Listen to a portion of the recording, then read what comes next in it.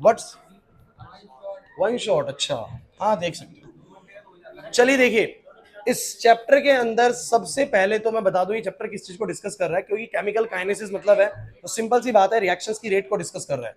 हमारे आसपास दुनिया भर की केमिकल रिएक्शन चल रही हैं, बट कोई केमिकल रिएक्शन बहुत स्लो है और कोई केमिकल रिएक्शन बहुत फास्ट है, कोई केमिकल रिएक्शन उसके इंटरमीडिएट रेंज में है। कुछ रिएक्शंस को होने में कई साल लग जा रहे हैं, कुछ रिएक्शंस कुछ सेकंडों के अंदर कंप्लीट हो जा रही है। तो ये है इस चैप्टर का डिस्कशन, जो कि डिस्कस करेगा रिएक्शंस फास्ट है या स्लो है। अब एक सिंपल सी बात है कि कोई भी रिएक्शन आप लोगों की रिएक्टेंट से प्रोडक्ट हो रही है, ऑब्वियसली बात है वो रिएक्शन कितनी फास्ट हो रही है इस बात का अंदाजा इसी चीज से लगेगा कि प्रोडक्ट कितना तेजी से फॉर्म हो रहा है, कितना तेजी से बन रहा है, समय के रिस्पेक्ट में कितना तेजी से इसका फॉर्मेशन हो रहा है, या इसका कितना तेजी से डिसअपियरेंस हो रहा है। भाई आप रिएक्शन को कैसे पता लगाओगे कि वो बहुत तेज चल रही है स्लो चल रही है? आप सिंपल सी नजर डालोगे प्रोडक्ट के ऊपर, अगर प्रोडक्ट बहुत तेजी से बन रहा है समय के साथ, 5 सेकंड के अंदर 100 लीटर का प्रोडक्ट यहाँ पर कन्वर्ट हो गया तो बहुत फास्ट चल रहा है, लेकिन उसी 5 सेकंड में यहाँ पर बस 5 लीटर ही प्रोडक्ट बन पाया तो उसका प्रोसेस स्लो चल रहा है। तो एक रिएक्शन कितनी फास्ट है कितनी स्लो है, ये दो तरीके से पता लगाई जा सकती है, either through the rate of the appearance of the product, कितना तेजी से प्रोडक्ट अपीयर हो रहा है, या कितना तेजी से रिएक्टेंट डिसअपियर हो रहा है। मींस किसी भी रिएक्शन की रेट का अंदाजा दो तरीकों से लगता है, जो मैंने आप लोगों को सिखाया था कि रेट ऑफ रिएक्शन कैसे निकलती है। रेट ऑफ रिएक्शन निकलती है या तो देखो कि प्रोडक्ट की कंसंट्रेशन में कितना चेंज आ रहा है विद रिस्पेक्ट टू टाइम, या देखो कि रिएक्टेंट की कंसंट्रेशन में कितना चेंज आ रहा है विद रिस्पेक्ट टू टाइम। नहीं आ रहा है? बस यहां पर कैसा साइन लगाया गया था? माइनस का। इसका कारण बड़ा स्वाभाविक सा मैंने आप लोगों को बताया था, और सुन लीजिए, कोई टेंशन नहीं, सुन लीजिए दोबारा से। तो मैंने आप लोगों को ये बताया था कि मान लीजिए कोई रिएक्शन से प्रोडक्ट बन रही है, टाइम यहां पर दिया हुआ था कि टाइम 0 पर इसका अमाउंट जो है वो मान लो 50 है, इसका 0 है, ध्यान देना भाई। और 5 सेकंड के ड्यूरेशन के बाद ये 20 बचा और ये कितना बच गया बोलो? 30। भाई ये मान लो 50, वैसे तो मोल पर लीटर में होता है अमाउंट जो होता है कि इतने मोल पर लीटर है, फिर ये 20 मोल पर लीटर ही बचा और ये 30 मोल पर लीटर की फॉर्मेशन इसकी हो चुकी है। तो हम बिल्कुल एक्चुअल यूनिट्स में बात करेंगे यार, हमने सीखा हुआ एक बार चैप्टर, है ना? अब क्यों हम लीटर लीटर में बात करें?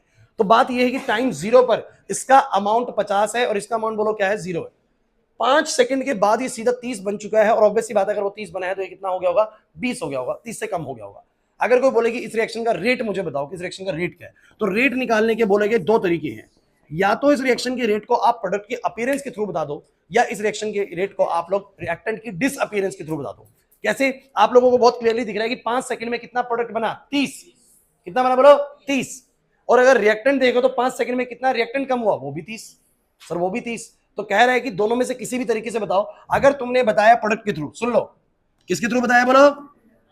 रेट ऑफ रिएक्शन तुमने बताया कि प्रोडक्ट की कंसंट्रेशन में कितना चेंज है विद रिस्पेक्ट टू, तो भैया एक बात सुन लीजिए, जो चेंज होता है ना वो हमेशा क्या होता है? Final minus initial. तो फाइनल माइनस इनिशियल करूंगा तो आएगा 30 माइनस में 0 डिवाइड बाय में टाइम कितना बोलो? 5 माइनस में 0 बोलो कितना आएगा? 6। यूनिट आपको पता है मोल पर लीटर तो थी ऊपर और नीचे पर सेकंड थी, तो हम बोलेंगे 6 मोल पर लीटर हर सेकंड में ट्रांसफर हो रहा है। बादल, अगर 30 यूनिट का ट्रांसफर हुआ है 5 सेकंड के अंदर, तो हर सेकंड में कितना हो रहा है? 6 मोल। तो हम बोलेंगे इसका रेट 6 का है, इसका रेट 6 का है। अब यही काम चाहो तो रिएक्टेंट के थ्रू भी निकाल सकते हो, लेकिन एक प्रॉब्लम है, अगर मैं इस रिएक्शन की रेट रिएक्टेंट के थ्रू ऐसे निकालता, क्योंकि कुछ बच्चे कहते हैं सर माइनस क्यों लगा दिया सर ने, अगर मैं इसके थ्रू निकालता तो आप लोगों को पता है चेंज हमेशा क्या होता है? Final minus. तो अगर मैं फाइनल माइनस इनिशियल करता तो आता 20 माइनस में 50 और आता नीचे 5 माइनस में 0, तो ये आता माइनस का 30 बाई में 5, और आंसर बोलो कितना आता? आंसर आता माइनस का 6। लेकिन यार एक बात तुम बताओ जरा, रिएक्शन की रेट बोले उसके थ्रू देख रहे हैं आ रही है 6, इसके थ्रू देख रहे हैं -6, यार रेट तो सेम ही होनी चाहिए ना, रेट तो सेम ही होनी चाहिए ना। तो ताकि मेरा रेट का साइन, और माइनस का क्या मतलब है यार? हम सीधा जानना चाहते हैं कि कितना अमाउंट ट्रांसफर हो रहा है हर सेकंड में, इस रिएक्शन का कितना स्पीड है, स्पीड कितना है। तो कह रहे हैं यार हमें वो 6 आंसर ही सही लग रहा है, माइनस वाला हिसाब किताब हटाना चाहिए हमें किस तरीके से। तो हम लोग क्या करते हैं, ताकि कन्वेंशनल साइन आ सके रेट का, हम लोग इसके आगे ऑलरेडी माइनस लगा देते हैं, क्योंकि हमेशा हमें पता होता है कि फाइनल माइनस इनिशियल जब मैं रिएक्टेंट में करूंगा ना तो हर बार नेगेटिव आएगा, बिकॉज रिएक्टेंट हमेशा घटता है, तो फाइनल माइनस इनिशियल करने में नेगेटिव आएगा, ताकि वो नेगेटिव रिजल्ट ना आए, इसलिए मैंने इसके आगे ऑलरेडी बोलो क्या लगा दिया। अगर मैंने माइनस लगा दिया तो ये कैसा रिजल्ट देगा बोलो? प्लस का। कैसा देगा बोलो? अब उससे भी 6, इससे भी 6। इसका मतलब सबसे पहली चीज ही इस चैप्टर की सबसे इंपॉर्टेंट है, ये कहता है कि किसी भी रिएक्शन की अगर मुझे रेट बतानी है कि वो कितनी तेजी से चल रही है, तो उसका बताने का तरीका बड़ा सिंपल सा है कि either you will check the change in the concentration of product with respect to time, or you will have to check the change in the concentration of reactant with respect to time. But जब reactant से देखो तो बस minus sign लगा देना, ताकि मेरा answer दोनों के दोनों कैसे में आ जाए? पॉजिटिव में आ जाए। मतलब ये दोनों को नहीं निकालना, किसी भी एक तरीके से भी निकालोगे तो भी रेट का आंसर आ जाएगा। क्लियर हुआ कि नहीं हुआ? सबको पहला वाला पॉइंट क्लियर हो गया। अब समझिए अगली चीज को। अगली चीज को हम देखो, अब रिवीजन में यही चीज होती है, रिवीजन में हम लोग सीधा उस पर बात करेंगे जो सीधा एग्जाम पॉइंट ऑफ व्यू के लिए इंपॉर्टेंट है। करेंगे सब कुछ, लेकिन अब मैं आपको बताता हूं मैं क्या कहना चाह रहा हूं। जैसे कि मान लीजिए मेरे पास एक रिएक्शन है ए से बी, अगर मैं इस रिएक्शन की रेट निकालना चाहूं तो बताओ कैसे निकाल सकता हूं? तो आप लोग बोलोगे या तो सर ए की कंसंट्रेशन में चेंज देख लो कितना हो रहा है विद रिस्पेक्ट टू टाइम, या बी में देख लो, दोनों से आंसर सेम आएगा, क्योंकि जितना ए घटेगा उतना ही बी बोलो क्या होगा, बढ़ेगा। दोनों में से किससे भी निकाल लो आंसर सेम आएगा। अगर मान लो रिएक्शन कुछ ऐसी है, A plus B give rise to C plus D, तो भाई ये बात उस समय सिखाई गई थी कि रेट निकालने के लिए किसी भी स्पीशीज पे नजर डाल लो, किसी भी स्पीशीज पे, क्योंकि इस रिएक्शन का हिसाब किताब कुछ ऐसा है कि जब इसका 1 यूनिट कंज्यूम होता है तो इसका भी कितना यूनिट कंज्यूम होता है, बोलो 1 ही कंज्यूम होता है। तो अगर ये जितना तेजी से कम हो रहा है, मान लो इसकी 10 यूनिट कंज्यूम हुई है, तो इसी से आइडिया लग जाएगा रिएक्शन कितनी फास्ट चल रही है। अगर इसकी 1 सेकंड में 10 यूनिट कंज्यूम हो रही है तो वहां पर उसी हिसाब से बन रही होगी। मतलब मेरा कहने का मतलब क्या, दोबारा सुनना, अगर इसकी 1 सेकंड में 10 यूनिट कंज्यूम हो रही है और इसी की 1 सेकंड में 15 यूनिट कंज्यूम हो रही है, 15 यूनिट कम हो जा रही है, तो रेट कब जाता है, बोलो 15 वाले केस में। मतलब कि एक रिएक्शन की स्पीड को बताने के लिए सारी स्पीशीज पे नजर डालने की जरूरत, किसी भी एक स्पीशीज को भी बढ़ते या घटते देख लोगे तो पता लग जाएगा तेज चल रहा है या। जैसे मैंने आपको एग्जांपल भी दिया था उस समय कि मान लीजिए कि हम एक पेन देना, पेन वाला एग्जांपल था, एक पेन बनाने वाली फैक्ट्री को देख रहे हैं। अब ये ए चीज है, ये बी चीज है, और ये मिलके बोलो क्या बन रहा है, सी चीज। तो 3 डब्बे रखे हुए हैं, एक में एक खुले पेन रखे हुए, एक में ढक्कन रखे हुए, और एक में वो पेन बनते हुए जा रहे हैं। मैं कह रहा हूं ये काम कितना तेजी से चल रहा है मुझे बताने के लिए मुझे कोई भी एक डब्बा दिखा दो, ये पेन और ये ढक्कन मिलके एक पूरा पेन तैयार होता है, सी, ए बी मिलके बोलो क्या बनता है, सी। डी को हटा दो। मैं कह रहा हूं इस रिएक्शन की अगर मुझे रेट बतानी कितना फास्ट चल रहा है तो मुझे सारे चैम्बर्स को देखने की जरूरत नहीं है। मैं कहता हूं मुझे बस कोई एक चैम्बर दिखा दो, मेरे को या तो ये दिखा दो ये कितना तेजी से कम हो रहे हैं, ये पेन कितना तेजी से कम हो रहे हैं, या मेरे को ये दिखा दो कितना तेजी से ढक्कन खत्म होते जा रहे हैं डब्बे में से, या दिखा दो कि इस वाले के अंदर कितना तेजी से नए नए पेन आ रहे हैं। तीनों में से कोई भी एक चैम्बर दिखा दो, रेट पता लग जाएगा, नहीं लग जाएगा? अरे नहीं आ रहा समझ में। मतलब रेट निकालने के लिए सभी स्पीशीज के अंदर आने वाला चेंज पता होना जरूरी नहीं है। किसी भी एक स्पीशीज में भी अगर आपको चेंज पता लग रहा है तो आप उसके थ्रू रेट निकाल सकते हो। क्लियर है कि नहीं? अगर ये पेन ही खत्म होते नजर आ रहे हैं तो पता लग जाएगा रेट। अब देखो ये पेन खत्म ही 5 सेकंड के अंदर से भी एक पेन खत्म हो रहा है तो बहुत स्लो चल रहा है, और 5 सेकंड के अंदर 10 पेन खत्म हो जा रहे हैं वाले, तो रेट बहुत फास्ट चल रहा है। तो मुझे बाकी देखने की जरूरत नहीं है, सिर्फ एक चैम्बर दिखा दोगे तो काम चल जाएगा। इसका मतलब किसी रिएक्शन की रेट को बताने के लिए सभी स्पीशीज की चेंज की जरूरत नहीं होती। You just need a change in the concentration of any of the species in the reaction. तो बताओ जरा रेट कैसे बताएंगे? अगर ए के थ्रू बताई, क्योंकि रिएक्टेंट साइड पे है, तो बोलो कैसे बताओगे? बी के थ्रू बताइए तो बोलो कैसे बताओगे? चाहे इसके थ्रू निकालो चाहे इसके थ्रू निकालो, इसलिए इक्वल टू लगाया, चाहे रेट इसके थ्रू निकालो चाहे इसके थ्रू निकालो, चाहे सी के थ्रू निकालो, आंसर विल बी। क्लियर हुआ कि नहीं हुआ? और कैसी रिएक्शंस हो सकती हैं? और रिएक्शंस ऐसी हो सकती है कि मान लो यूं आ जाए N2 प्लस में ऐसे आ जाए, तो भाई नंबर्स का क्या करना है वो सुन लो। तो बोला गया था अगर रिएक्टेंट की थ्रू निकालनी change in the concentration of N2, या तो ये नाइट्रोजन प्लस हाइड्रोजन मिलकर अमोनिया बन रहा है फैक्ट्री के अंदर, तो मुझे ये देखना है रिएक्शन कितनी फास्ट चल रही है। तो मैं कहूंगा या तो मुझे नाइट्रोजन वाला चैम्बर दिखा दो कितना तेजी से कर रहा है, या हाइड्रोजन वाला चैम्बर दिखा दो, या अमोनिया का बनने वाला चैम्बर दिखा दो कितना तेजी से बन रहा है। मेरे को कोई भी स्पीशीज में से एक स्पीशीज का चेंज बता दो कितना समय के साथ हो रहा है, मैं रेट बता दूंगा। लेकिन अभी सुन लीजिए भाई, अगर N2 के थ्रू बताना है तो इसके थ्रू आंसर निकलेगा, अगर H2 के थ्रू बताना है, अब जैसे नंबर आता है 3 तो ध्यान रखना डिवाइड में लेके जाना है, किसमें लेके जाना है। अब ये चीज होती है जिसको रिवीजन में डिस्कस करने की नीड नहीं होती है, सिर्फ पता होना चाहिए। ये चीज एक्चुअल क्लास और रिवीजन क्लास में डिफरेंट होने वाली है। अब अगर एक्चुअल क्लास वाली सारी चीजें डिस्कस करने लगेंगे तो फिर समय उतना ही लग जाना ना बच्चों। तो हम लोग वो चीज छोड़ देंगे जिसका पेपर से कोई भी लेना देना। अब पेपर में कोई नहीं पूछता कि 3 नीचे क्यों आया। तुम याद रखो, अगर किसी रिएक्शन में ऐसे कोफिशिएंट दिए हुए हैं तो रेट निकालने के लिए, इस स्पीशीज के थ्रू रेट निकालने के लिए कि इसमें चेंज दिया हुआ है, तो रेट निकालने के लिए क्या करना पड़ेगा, जो कोफिशिएंट दिया हुआ है डिवाइड में आना चाहिए। कैसा आना चाहिए बोलो? तो अगर मुझे H2 के थ्रू रेट निकालनी है ऋषभ, अगर मुझे H2 के थ्रू रेट निकालनी तो रेट कैसे निकलेगी, माइनस का 1/3 अपॉन में चेंज इनटू में change in concentration of H2 with respect to time. बोलो NH3 के अकॉर्डिंग निकालनी है तो बोलो क्या आएगा? बस पहला टॉपिक देखो खत्म हो गया, जिसको करने में बहुत टाइम लगता था। अगर कोई रिएक्शन जैसे मर्जी हो, मैं कह रहा हूं कि ऐसी हो 2A + 3B give rise to C plus में 4D, ऐसी कुछ रिएक्शन है, तो क्या इस रिएक्शन की रेट निकालने के लिए मुझे क्या सभी स्पीशीज में चेंज चाहिए? इस सभी स्पीशीज में कितना बदलाव आ रहा है समय के साथ? मैं कहूंगा नहीं, मुझे कोई भी स्पीशीज में कितना चेंज आ रहा है समय के साथ वो बता दो, किसी भी एक स्पीशीज में, चाहे ए में चाहे बी में चाहे सी में चाहे किसी भी एक में, या तो इन दोनों में से किसी का डिसअपीयरेंस दिखा दो मुझे, या उसमें किसी का अपीयरेंस दिखा दो, कुछ भी दिखा दो, चेंज दिखा दो मुझे, तो मैं बोलूंगा निकाल दूंगा। कोई बोलेगा बता ए से कैसे निकालेगा, कोई बोले बता ए से कैसे निकालेगा, अगर ए का चेंज बता दूं तो आप कहोगे ए का ऐसे निकालूंगा कि जो उसका 2 है पहले बात तो नीचे आएगा, ऐसे निकालूंगा, ऐसे निकालूंगा, यहां रखूंगा कितना चेंज आया विद रिस्पेक्ट टू टाइम, और -1/2 से मल्टीप्लाई करूंगा, और जो कोफिशिएंट होता है वो नीचे आया। तो ए के थ्रू अगर निकालना है तो ये फॉर्मूला लगाना पड़ेगा भाई, अगर बी के थ्रू निकालना है तो ये फॉर्मूला लगाना पड़ेगा, अगर सी के थ्रू निकालना है, और अगर डी के थ्रू निकालना है। अब उसने मान लो तुम्हें दिया हुआ है, तुम्हें मान लो उसने ये दिया हुआ है the concentration of D changes from बातें नहीं 5 मोल पर लीटर टू 20 मोल पर litre in 3 seconds, find rate. ऐसे ही हम रैंडमली बीच में से चीजें उठा लेंगे। तो मान लो क्वेश्चन में दिया हुआ था इस वाले में, इस in above question, in above reaction तुम्हें दिया हुआ है कि डी की कंसंट्रेशन में चेंज 5 से 20 हो रहा है, बढ़ रही है भाई, और इतने सेकंड में बढ़ जा रही है, तो रेट बताओ क्या होगा। तो मैंने कहा अगर डी के अकॉर्डिंग ही मुझे बताना है, तो जो रिएक्शन की रेट है वो डी के अकॉर्डिंग बोलो क्या फॉर्मूला लेती है, 1/4 change in the concentration of D with respect to change in time. अब डिवाइड में क्यों आता है, मैंने क्लास के ड्यूरेशन में बताया था, अब नहीं बताऊंगा वो चीज, वो जरूरत नहीं है उसकी। तो बोलो क्या आएगा, 1/4 चेंज क्यों है, कितना है चेंज हमेशा, फाइनल माइनस इनिशियल, तो 20 - 5 डिवाइड बाय में टाइम बोलो कितना आएगा 3, 15/3 5 हो जाएगा, 5 बाय में 4 आएगा, यानी 1.25 मोल पर लीटर। ये होगी रेट ऑफ रिएक्शन। हुआ कि नहीं हुआ, समझ नहीं आया सर, डन।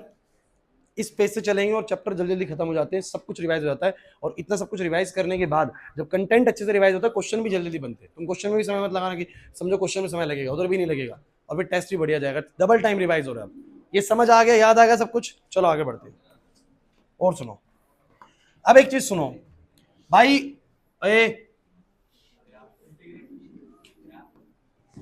टाइम के साथ कंसंट्रेशन ऑफ रिएक्टेंट कैसे वेरी करेगी बोलो।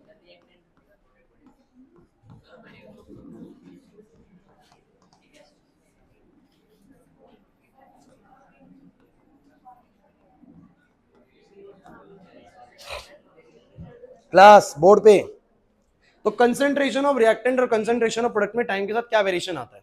तो रिएक्टेंट ऑब्वियसली बात है कि शुरू में होता है ज्यादा, टाइम 0 पर रिएक्टेंट कंसंट्रेशन बिल्कुल भर के है, और टाइम 0 पर प्रोडक्ट का कंसंट्रेशन बिल्कुल 0 है। जैसे जैसे समय बढ़ेगा रिएक्टेंट घटेगा, और जैसे जैसे समय बढ़ेगा प्रोडक्ट, तो ये घटा समय के साथ ऐसे,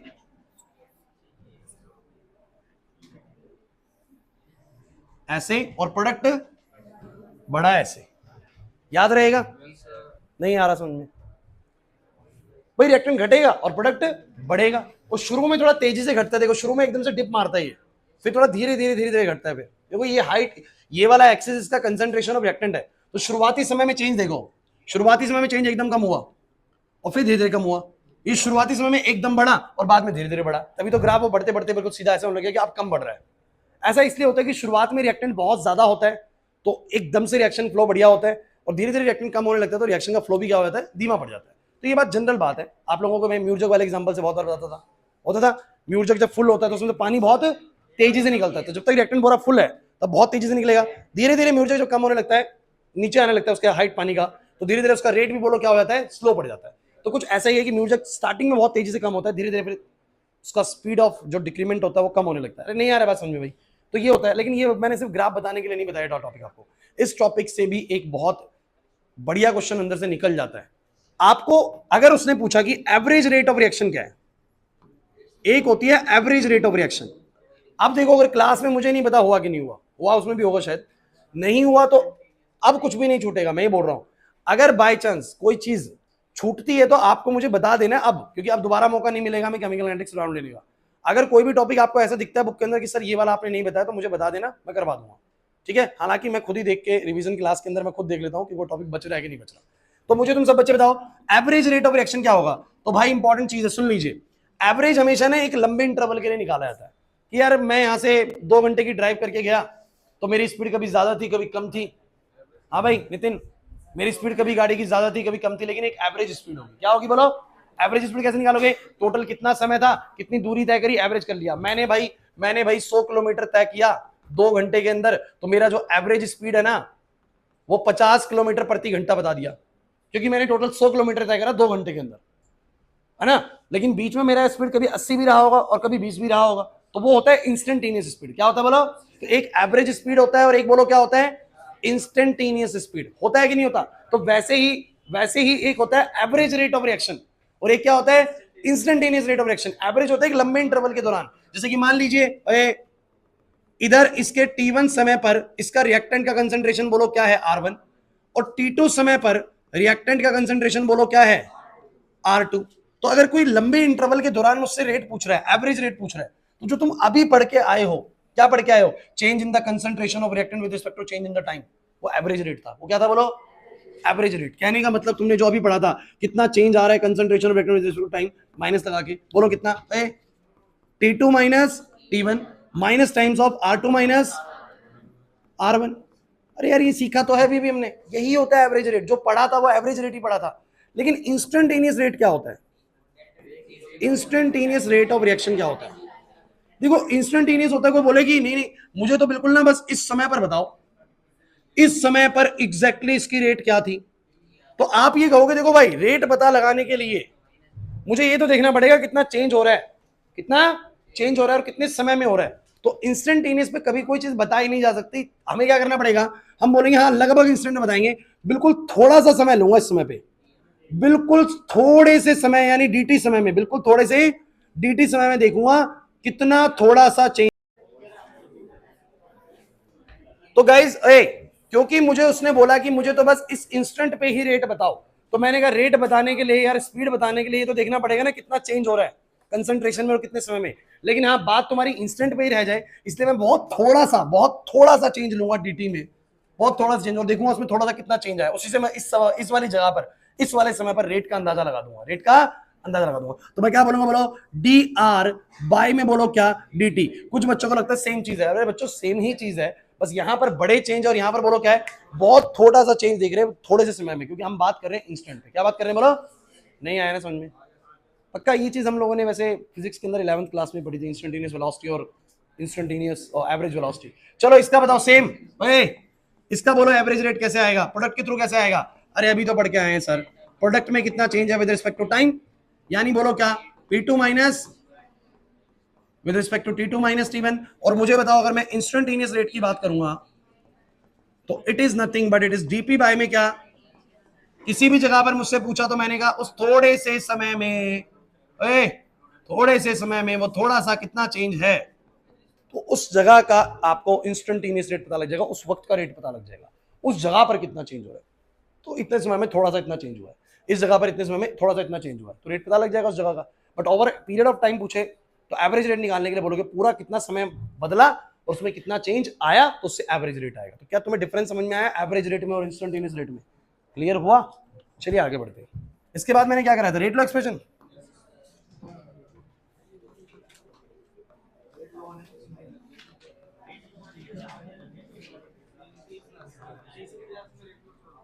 चुप हो जाओ। तो देखो भाई रेट लॉ एक्सप्रेशन क्या बताता है, बोर्ड पे सुनो ध्यान से।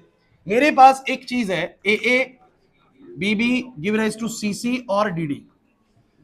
ये रेट लॉ एक्सप्रेशन कहता है कि जो एक रिएक्शन की रेट होती है, जो एक रिएक्शन की रेट होती है, ढंग से सुनना, पिछली वाली बातें तुम लोगों को सारी समझ में आ गई। रेट कैसे बतानी है किसी भी स्पीशीज के चेंज के थ्रू, वो आ गया सर। उसके बाद तुम लोगों को ये ग्राफ से एवरेज रेट और इंस्टेंटेनियस रेट समझ में आ गया। उसके बाद तुम लोगों को रेट लॉ एक्सप्रेशन की बात करनी है। अब ये क्या होता है वो सुनिए। ये कहता है कि आप जब भी किसी रिएक्टेंट को किसी रिएक्शन में बदलोगे उसके अमाउंट को, तो रिएक्शन की रेट भी चेंज होगी। जैसे कि मान लो कि मेरे पास अभी एक रिएक्शन थी, नाइट्रोजन प्लस हाइड्रोजन से बोलो क्या बना? अमोनिया। अगर मैं नाइट्रोजन के अमाउंट को एकदम दुगना कर दूं तो मैं पाऊंगा कि मेरी स्पीड पे, रिएक्शन की स्पीड पे फर्क पड़ेगा। बोलो एग्री करते कि नहीं करते? अगर मैं रिएक्टेंट को बदलूंगा तो स्पीड बढ़ेगी ना, बदलेगी ना। अगर मैं हाइड्रोजन को कम या ज्यादा करूंगा तो बोलो स्पीड पे असर पड़ेगा कि नहीं पड़ेगा अमोनिया के प्रोडक्शन पे? अमोनिया बन इन दोनों से मिलकर रहा है, तो अगर मैं किसी को बढ़ाऊंगा या किसी को घटाऊंगा तो रेट पर असर पड़ेगा, रेट पर। लेकिन वो असर रेट पर कैसा होगा ये पता लगता है रेट लॉ एक्सप्रेशन से। असर का मतलब क्या है कि भैया बात ऐसी है कि मैंने अपनी रिएक्शन में एक चीज ऑब्जर्व करी, एक डिफरेंट सी चीज ऑब्जर्व करी, और वो क्या ऑब्जर्व करा कि जब मैं अपने इस ए रिएक्टेंट को, क्योंकि ए और बी मिलके क्या बोलो क्या बना रहे हैं, सी और डी, मैंने ये पाया कि जब मैं इस ए को, चलो इसको ऐसे कर लो बस, चाहे मैं इस ए को चेंज करता हूं, इसकी कंसंट्रेशन को बदलता हूं, तो रेट पर असर पड़ा। मैंने ए को दुगना करा तो रेट पर असर पड़ा, बी को दुगना करा रेट पर असर पड़ा, एकदम से फास्ट हो गई। और मैंने ये पाया कि जब मैं इस ए की कंसंट्रेशन को 2 टाइम्स करता हूं तो रेट भी 2 टाइम्स हो जाती है। रेट भी क्या होती है, 2 टाइम्स, मतलब कि इसकी ए के साथ कुछ तो डिपेंडेंसी है। समझो मेरी बात को। तो रेट लॉ एक्सप्रेशन कहता है कि हमारी रिएक्शन की रेट ना ए के साथ बदलेगी, ए के साथ बदलेगी, मतलब ए की कंसंट्रेशन में अगर वेरिएशन करोगे तो रेट चेंज होगा, लेकिन वो वेरिएशन कैसा होगा ये इस पावर से डिसाइड होगा, इस पावर से डिसाइड होगा। सुनते चलिएगा, 2 मिनट बाद समझ में आती है ये वाली चीज क्या कहना चाह रहा हूं। कैसे कि अगर आप ए की कंसंट्रेशन को दुगना करते हैं और रेट भी दुगनी हो जाती है, रेट भी एक्सपेरिमेंटली करके देखा, ए को दुगना हमने पाया, रेट भी दुगनी होगी भाई, तो आप समझिए कि किसी चीज को तुम 2 टाइम्स कर रहे हो, रिजल्ट भी 2 टाइम्स का ही आ रहा है, तो इसका मतलब ये पावर कितनी है, बोलो 1 है। पावर कितनी बोलो, तो हम बोलेंगे रेट की डिपेंडेंसी ए के साथ कैसी है, बोलो पावर 1 पे है, पावर 1 पे है। सुनना पूरी बात को।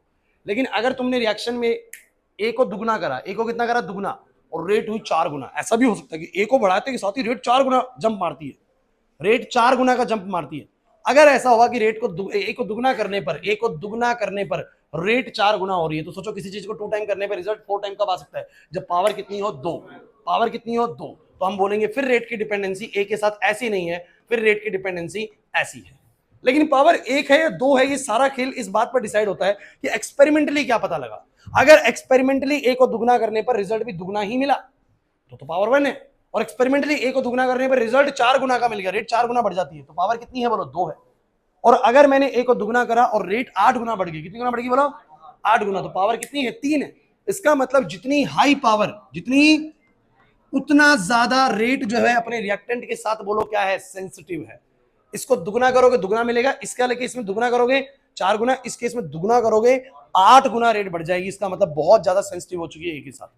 लेकिन ये डिपेंडेंसी रेट की कुछ ना कुछ ए के साथ रहेगी, और क्या डिपेंडेंसी है, पावर 2 की, पावर 3 की, पावर 1 की, वो पता लगता है एक्सपेरिमेंटली। कैसे, बोलो, क्वेश्चन कराएंगे, चिंता मत करिए। ऐसी ही रेट डिपेंडेंसी दिखाएगी, बोलो किसके ऊपर, बोलो बी के ऊपर भी। अब कैसी डिपेंडेंसी है वो पता लगेगा एक्सपेरिमेंटली। क्लियर हुआ कि नहीं हुआ? अब इन दोनों को अगर मैं एक साथ ले लूं तो बोलो रेट क्या बन जाएगा, और बी की पावर वाई, और इस प्रोपोर्शनैलिटी को हटाने के लिए कांस्टेंट लेके आया, तो ये बन जाएगा रेट लॉ एक्सप्रेशन। सुनिए पूरी बात, अभी इसको करेंगे, आपको कितना ही आता हो बस सुनते चलना है। कोई टॉपिक तो ऐसे होंगे जहां पर आपको थोड़ी जरूरत पड़ेगी इस चीज की समझने की दोबारा से, और आता भी है तो आपका बहुत बढ़िया तरीके से फर्निश हो जाएगा टॉपिक। समझ रहे बात को? फिर तुम लोग जब क्वेश्चंस बनाओगे, टेस्ट दोगे, तो तुम्हें बहुत अच्छे से चीजें आती होंगी। तो रेट लॉ एक्सप्रेशन ये बनाया, ये क्या बताता है, दोबारा सुन लीजिए। रेट लॉ एक्सप्रेशन क्या बताता है? It determines the dependency of the rate of the reaction with their reactants. ये बताता है कि हमारी रिएक्शन की रेट कितनी ज्यादा सेंसिटिव है अपने रिएक्टेंट्स ए और बी के साथ। जैसे तुम मुझे बताओ, अगर ए की पावर 2 हो और बी की पावर 1 हो, तो किस रिएक्टेंट के साथ वो ज्यादा सेंसिटिव है? ए की पावर 2 हो और बी की पावर 1 हो, तो ए को दुगना करते ही तो रेट 4 गुना बढ़ती है, लेकिन बी को दुगना करने से दुगनी ही बढ़ती है, तभी पावर 1 है। नहीं है मेरी बात समझ में? तो पावर्स ये बताती हैं, ये एक्सप्रेशन ये बताता है कि हमारी रिएक्शन की रेट अपने रिएक्टेंट्स के साथ कितनी ज्यादा डिपेंडेंसी शो कर रही है। क्लियर है कि नहीं? नहीं आ रहा समझ में? और के का भी कुछ नहीं करना, के का बस अभी के मतलब समझ लो रेट कांस्टेंट है। के बोलो क्या है? अब एक और बात साथ के साथ सुन लीजिए, साथ के साथ सुन लीजिए। इस रेट को मैं ये लिख सकता हूं रिएक्टेंट की टर्म्स में, लिख सकता हूं? पहले मुझे बताओ, भाई बढ़ क्या है, रेट क्या होता है? किसी रिएक्टेंट की कंसंट्रेशन का change with respect to time. तो ऐसा लिख सकता हूं, लिख सकता हूं। इसको बुलाते हैं बच्चों, सुन लीजिए, इसको बुलाते हैं डिफरेंशियल रेट इक्वेशन। पहले हमने ज्यादा चर्चा नहीं करी है, बट मैंने कहा रिवीजन में कुछ नहीं छूटेगा। तो ये डिफरेंशियल रेट इक्वेशन होती है, इसको क्या बोलते हैं? कभी कभी एग्जामिनर आप लोगों को बोलेगा मुझे तो डिफरेंशियल रेट इक्वेशन बताओ, तो तुम लोग रेट की जगह पे ये लिखोगे, 1 नंबर मिलेगा इस चीज का। क्लियर हो रहा है कि नहीं हो रहा? अब आते हैं क्वेश्चन पे। मेरी पूरी बात दोबारा से सुन लीजिए। ये एक्सप्रेशन क्या बता रहा है? सर इस एक्सप्रेशन में भी पूरा नहीं है, अभी एक्स और वाई निकलेंगे। एक्स और वाई कैसे निकलेंगे? मैं एक्सपेरिमेंटली ए और बी को बदल बदल के देखूंगा और देखूंगा रेट पे क्या असर पड़ा। उसके जरिए मैं अंदाजा लगाऊंगा कि मेरा एक्स क्या है और मेरा वाई क्या है, और इन एक्स और वाई के जरिए पता लग जाएगा कि मेरी रिएक्शन की रेट अपने ए और बी के साथ कितनी ज्यादा सेंसिटिव है। बात समझ में आ गई? कनिष्का नहीं है ये बात समझ में? तो इसको करने के लिए हम लोग क्या करेंगे? ऑब्वियस सी बात है, क्वेश्चन करना पड़ेगा इसके लिए तो हमें। क्वेश्चन देखिए, कहता है find the rate law expression for the reaction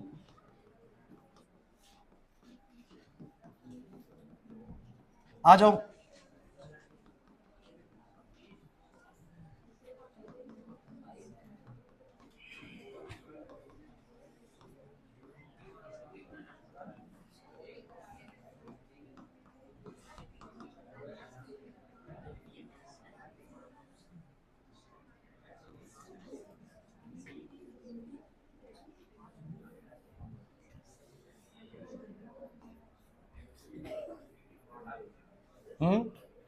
क्या हुआ?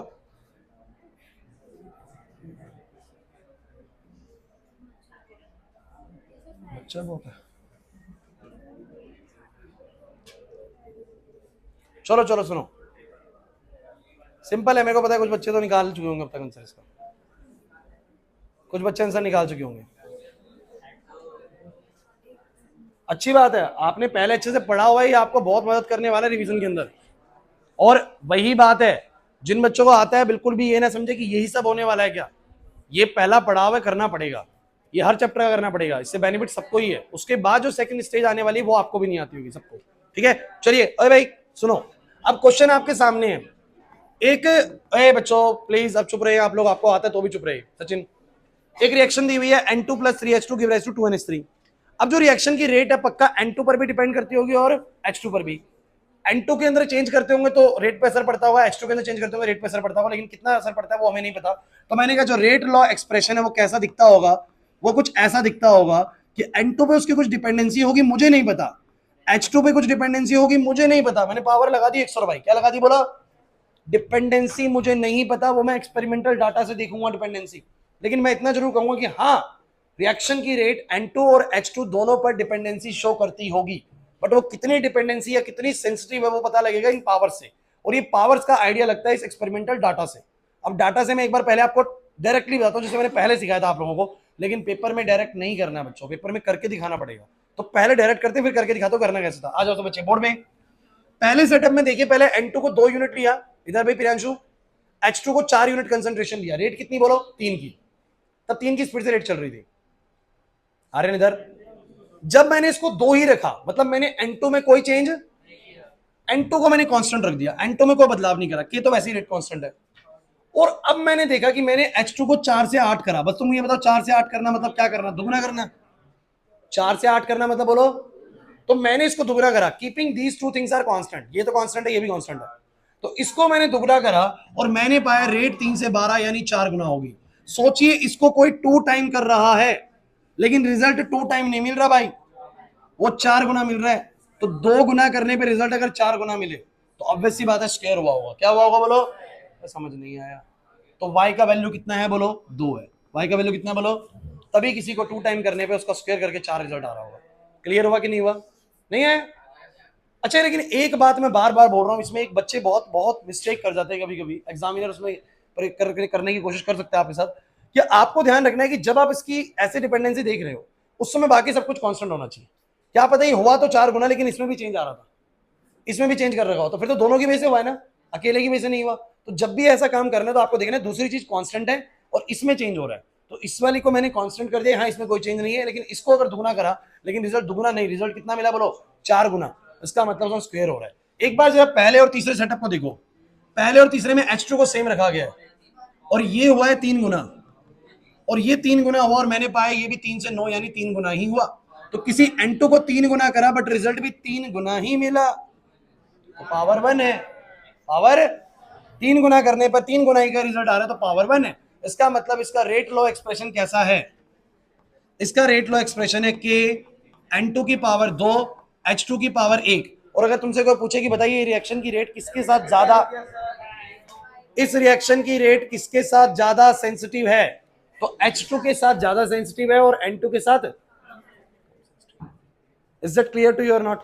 लेकिन बात बड़ी सिंपल सी है भाई, पेपर के अंदर ये चीज सिर्फ ऐसे ही नहीं छोड़नी है, पेपर के अंदर हम लोगों को इसको करके दिखाना पड़ेगा। कैसे करेंगे, आ जाओ, वो सब्जेक्टिव तरीका मैं आपको बता देता हूं। आप लोग क्या करोगे, रेट बोलोगे 3, रेट बोलोगे 3, 3, n2 की बोलो कितनी वैल्यू, 2 पावर x, x नहीं पता, 4 की पावर y, पहले इक्वेशन। दूसरी बार रेट जब 12 होगी, रेट जब 12 होगी, रेट कांस्टेंट तो क्या ही रहेगा, n2 लिया 2, h2 लिया 8 की power y, second equation. Any problem, कोई दिक्कत है? तीसरी भी बना दो, बनाना चाहो तो। रेट कितनी बोलो, नो, रेट है नो के 6 की पावर x और h2 लिया 4 की power y, this is your third equation. चलिए पहली दो को समझिए, पहली दो को, अगर पहली दो को डिवाइड कर दूं, बोलो 12 डिवाइड बाय 3, जानबूझ के मैंने बड़ा नंबर ऊपर रखिए ताकि सॉल्व करना आसान हो। 12 डिवाइड बाय 3 बराबर में बोलो क्या आएगा, के 2 की पावर x 8 की पावर y, 3 वाला बोलो क्या आएगा, के 4 की पावर y। बातें नहीं, बताओ क्या होगा, ये कट गया 4 पे, 4 बराबर में कितना आ गया, 8 की पावर y 4 की पावर y, दोनों के ऊपर एक कॉमन y लगा दो, ये क्या बन गया, 4 बराबर में 2 की पावर y। और मुझे तुम ये बताओ, अगर ये 4 बराबर 2 की पावर y, तो 4 को बोलेंगे 2 का स्क्वायर, और y की वैल्यू, तो समझ नहीं आया, हुआ सब्जेक्टिव तरीका। अच्छा x कैसे निकलेगा, तो x तब निकलेगा जब y कट जाए, यार y तब निकला जब x वाली टर्म कट गई, और x तब निकलेगा जब y कट जाएगा। तो y कैसे कटेगा बोलो, ध्यान रखना एक्सरसाइज में इसके अच्छे क्वेश्चंस भी, थोड़े और बेहतरीन क्वेश्चंस भी आएंगे। तो आप लोगों को इसीलिए सिखा रहा हूं कि जब हम करें तो आपको एटलीस्ट बेसिक आइडिया सबको हो, को पहले आता था नहीं था तब भी आ जाएगा बेसिक आइडिया। तो मुझे बताओ सेकंड वाला वो कैसे निकलेगा, तो पहले और तीसरे को अगर मैं डिवाइड कर दूं तो y कट जाएगा, x बच जाएगा। तो पहले और तीसरे को डिवाइड करो, 9 है डिवाइड बाय 3 है, इसकी वैल्यूज हैं ऐसे, 4 की पावर y डिवाइड बाय में k 2 की पावर x 4 की पावर y। बताना जरा क्या होगा, इससे पूरा पूरा एक कट गया, इससे पूरा पूरा एक कट गया, ये 3 आ गया, 6 बाय में 2 की पावर x आ गया बच्चों, ये 3 की पावर x आ गया, 3 की पावर 1 आ गया, x की वैल्यू कंपैरिजन से 1 आ गई, तो x आ गया 1 और y आ गया 2। और ये बात हमने वैसे ही सोच ली थी। तो इसका रेट लॉ एक्सप्रेशन क्या आ गया, जरा बता दो फटाफट से। तो इसका रेट लॉ एक्सप्रेशन आ गया, रेट बराबर में k एक। अब तुम मुझे बताओ, वैसे तो इस डाटा को देख के ही अंदाजा लग जाता है, डाटा को देख के अंदाजा लग जाता है, लेकिन अगर कैलकुलेट करना पड़े सब्जेक्टिव तरीके से, तो तीनों की इक्वेशन बना के पहले दो को सॉल्व करो जिसमें कोई टर्म कट जाए, एक्स एक्स कट जाए, फिर अगली दो को पकड़ लो जिनमें वाई कट जाए तो एक्स बच जाए। नहीं आया, हो जाएगा। आयुष नहीं आई बात समझ में, सबको क्लियर है भाई? इधर विकास, अभिनव, डाउट लग रहा है? तो this is rate law expression guys. चलिए नेक्स्ट पे बढ़ते हैं, सुनते चलो सुनते चलो। अब क्या है ना, कभी कभी वो ऐसे भी क्वेश्चन बोलेगा, किसी रिएक्शन का रेट लॉ एक्सप्रेशन ऐसा है, H2 की पावर 2 I2 की पावर 3, और क्वेश्चन बोल देगा what will happen to rate of reaction if, ये इस बार भी आया था question, if concentration of H2 and I2 becomes, इस तरह का आता रहता है, 2 times 3 times and 2 times respectively. Question क्या है, क्वेश्चन है कि रेट पे क्या असर पड़ेगा, रेट पे क्या असर पड़ेगा अगर मैं H2 को 3 गुना कर दूं और I2 को 2 गुना कर दूं। तो मैंने कहा यार रेट मान लो पहले रेट ये है, पहले रेट ये है ना। अब वो क्या कर रहे हैं, नई रेट क्या होगी अगर मैंने इसको तो कर दिया 3 गुना, H2 को कितना कर दिया, तो यार तुमने 3 गुना करा तो अब ये 3H2 है और उसका स्क्वायर होएगा, और इसको तुमने 2 गुना करा है, इसको तुमने 2 गुना करा है, तो ये कितना हो जाएगा बोलो, 3 का स्क्वायर 9 आएगा, 2 का क्यूब 8 आएगा, और यहां आ जाएगा k, बोलो कितना आएगा 72। और ये क्या है बताओ जरा, पुराना वाला रेट, तो हम बोलेंगे हमारा नया रेट 72 गुना हो जाएगा। हालांकि ये चीज देख के ही पता लग जाती है कि जब तुमने उसको करा 3 गुना तो 3 का स्क्वायर हो गया 9, तो 9 का फैक्टर आ गया, और इसको करा 2 गुना तो 2 का 3 आएगा 8, तो 9 इंटू 8 72, तो 72 टाइम्स आपको रिजल्ट मिल जाएगा। तो नया रेट 72 टाइम्स होगा पुराने रेट के। ये एक एक मार्क्स से क्वेश्चन है, क्लियर हो रहा है कि नहीं हो रहा? तो रेट लो एक्सप्रेशन बनाना आ गया, उस एक्सप्रेशन के ऊपर जिस तरह का क्वेश्चन पूछा जाएगा वो भी आपको समझ में आ गया, क्लियर है कि नहीं?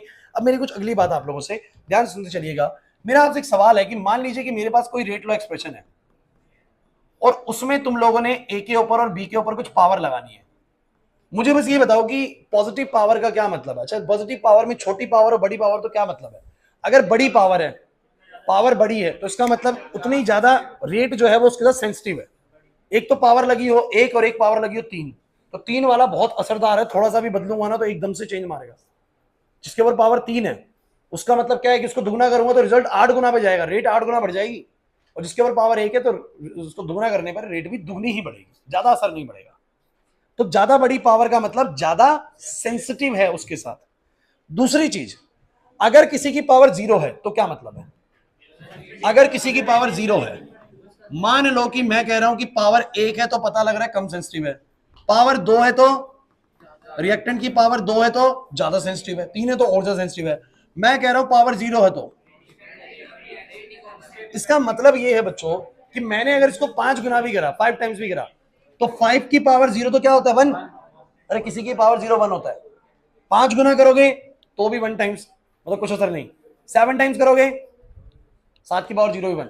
इसका मतलब अगर किसी भी रेट लॉ एक्सप्रेशन में किसी के ऊपर जीरो पावर लगी हुई है तो समझ जाओ कि रेट को उस रिएक्टेंट से कोई असर ही नहीं पड़ता। आप जितना मर्जी उसकी कंसंट्रेशन को चेंज कर लीजिए, रेट पे असर। ये है पावर जीरो का मतलब। नहीं आया समझ में? पावर नेगेटिव का मतलब क्या है? किसी की पावर नेगेटिव का मतलब क्या है? इस नेगेटिव का मतलब ये है कि अगर मैं इसको दुगना करूंगा, तो आप जानते हो कि माइनस का मतलब होता है नीचे आ गया, तो अगर मैं इसको दुगना करूंगा तो रेट बढ़ेगी नहीं, रेट घटेगी। इसका मतलब पॉजिटिव पावर का मतलब रेट डायरेक्टली डिपेंडेंसी दिखा रही है, इसको करोगे चेंज तो ये बढ़ेगी रेट। और बड़ी पावर का मतलब ज्यादा सेंसिटिव दिखा रही है। जीरो पावर का मतलब कुछ भी सेंसिटिवनेस नहीं है, कुछ भी करो रेट में चेंज, रिएक्टेंट की कंसंट्रेशन में चेंज, रेट पे कोई असर नहीं पड़ेगा। और नेगेटिव पावर का मतलब इनवर्स रिलेशन दिखा रही है कि अगर तुमने ऐसे स्पीशीज को बदला, इसकी कंसंट्रेशन को बढ़ाया तो रेट घट जाएगी। रेट क्या हो जाएगी?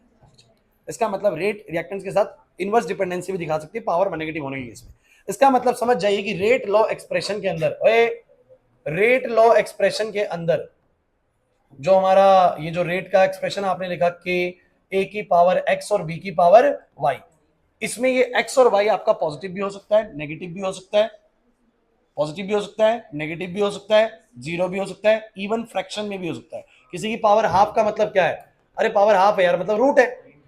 रूट का मतलब क्या हो गया? रूट का मतलब क्या हो गया कि मैंने इसको करा 4 गुना, रिजल्ट मिला 2 गुना। 4 गुना तो रिजल्ट कितना मिला? ए को मैंने 4 गुना करा, रिजल्ट 2 गुना मिला, मतलब फ्रैक्शन में पावर चल रही है, हाफ पावर चल रही है। क्लियर है कि नहीं? तो मेरा पावर कैसा भी हो सकता है। अब आते हैं अगली चीज पे, रेट लॉ एक्सप्रेशन सबको क्लियर हो गया?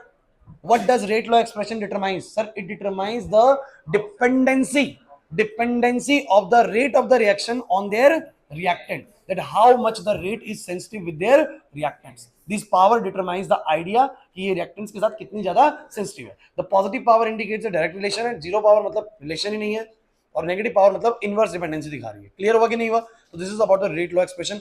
कैसे उसका क्वेश्चन आएगा? एक डाटा तुम लोगों को मिलेगा, डाटा से बना लोगे या ऐसा क्वेश्चन आएगा तो भी कर लोगे, सेम चीज है यार। अभी तो क्वेश्चन बहुत सारे कराऊंगा, एक बेसिक आइडिया कर लेते चैप्टर का पूरा, उसके बाद तो क्वेश्चन करनी है। इसके बाद तुम लोगों को ये वाली बात समझ आ गई। इसके बाद बच्चों आता है ऑर्डर ऑफ रिएक्शन। क्या आता है? ऑर्डर ऑफ रिएक्शन में कुछ नहीं करना, जो तुम्हारा ये तुम्हारा रेट लॉ एक्सप्रेशन है ना, जो तुम्हारा ये रेट लॉ एक्सप्रेशन है, बस ज्यादा कुछ नहीं। इन पावर्स का जो सम होता है वही ऑर्डर होता है। इन पावर्स का जो सम होता है वही क्या होता है? बस दोनों की पावर जोड़ दो, ऑर्डर आ जाएगा। बस और कुछ मतलब नहीं, कर लो इसको कैलकुलेट, है ना? दोनों की पावर जोड़ दो, ऑर्डर आ जाएगा। जैसे बताओ इस रिएक्शन का ऑर्डर क्या है? इस रिएक्शन का ऑर्डर बताओ। इस रिएक्शन का ऑर्डर 3 है, 2 और 1 3, 1 और 2 3, सही बात है। इस रिएक्शन का ऑर्डर बताओ 5।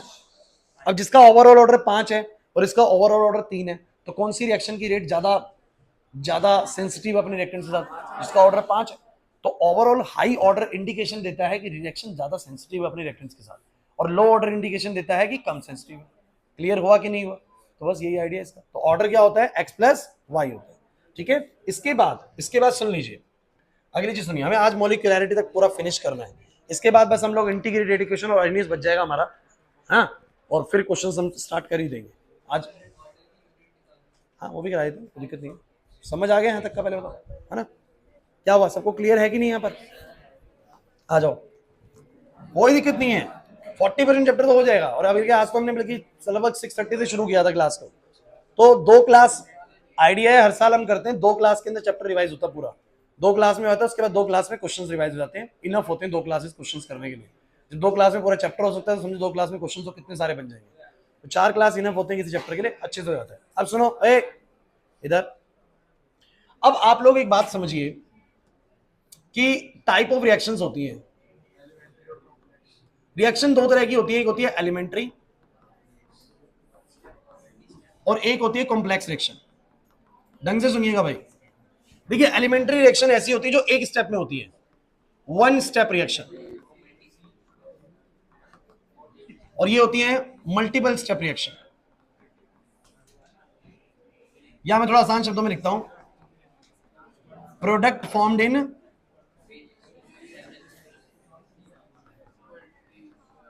मल्टीपल स्टेप, और यहां पर क्या होता है,